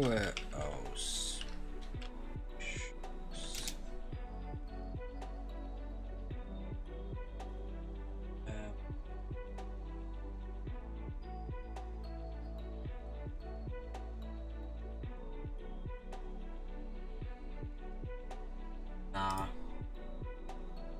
There's better names here. Let's call this the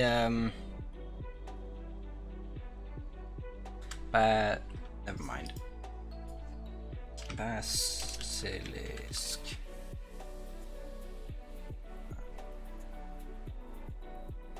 XX. And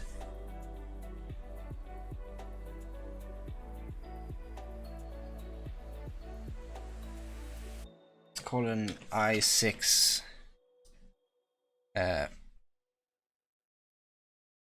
NAMPEFI.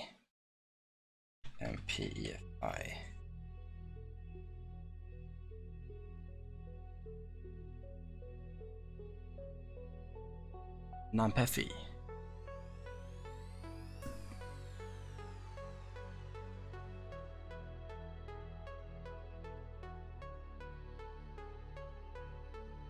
Or maybe I could call it the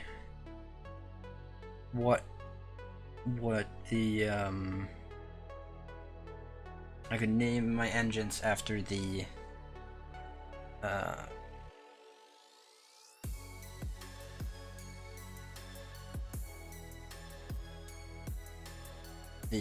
cylinder count or the cylinder type, the setup, and also the horsepower. This would be the 265 i6265. Save. Export to another game. Yes.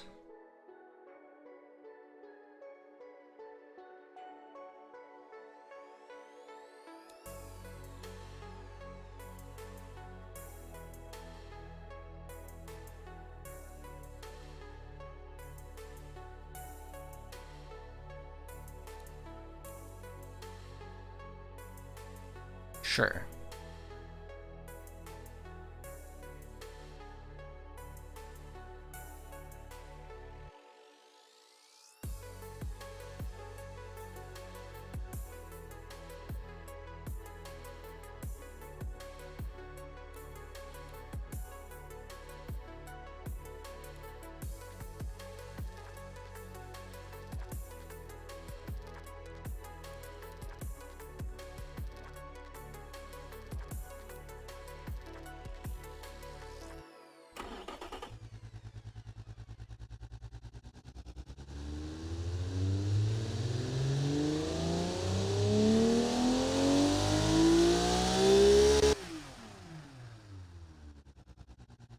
Nice.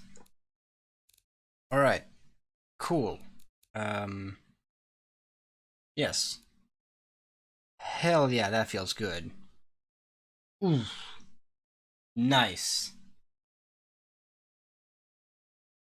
I'm sorry that there was no From the Depths, but I've been wanting this game for like I said, for years. And I've been waiting for like a week for this thing to go on sale, and I know I should have been expecting this thing to go on sale like for Christmas or something, but I was like, I don't need to wait for the discount, so I'm not going to. And so now I have it. So yeah, I've been psyched for this. But yes, now it's over for today, and I will wish you a good night, as I will be taking my ass to the covers. Bye bye. And also big thanks, Boss subscribed again in the early beginning, but I didn't get a notification that time either. I really need to sort my shit out. Maybe actually just pick up Streamlabs and just live with the shit. It's not getting notifications and that stuff. It's just not fire. It's the opposite. Streamer talk. Good night.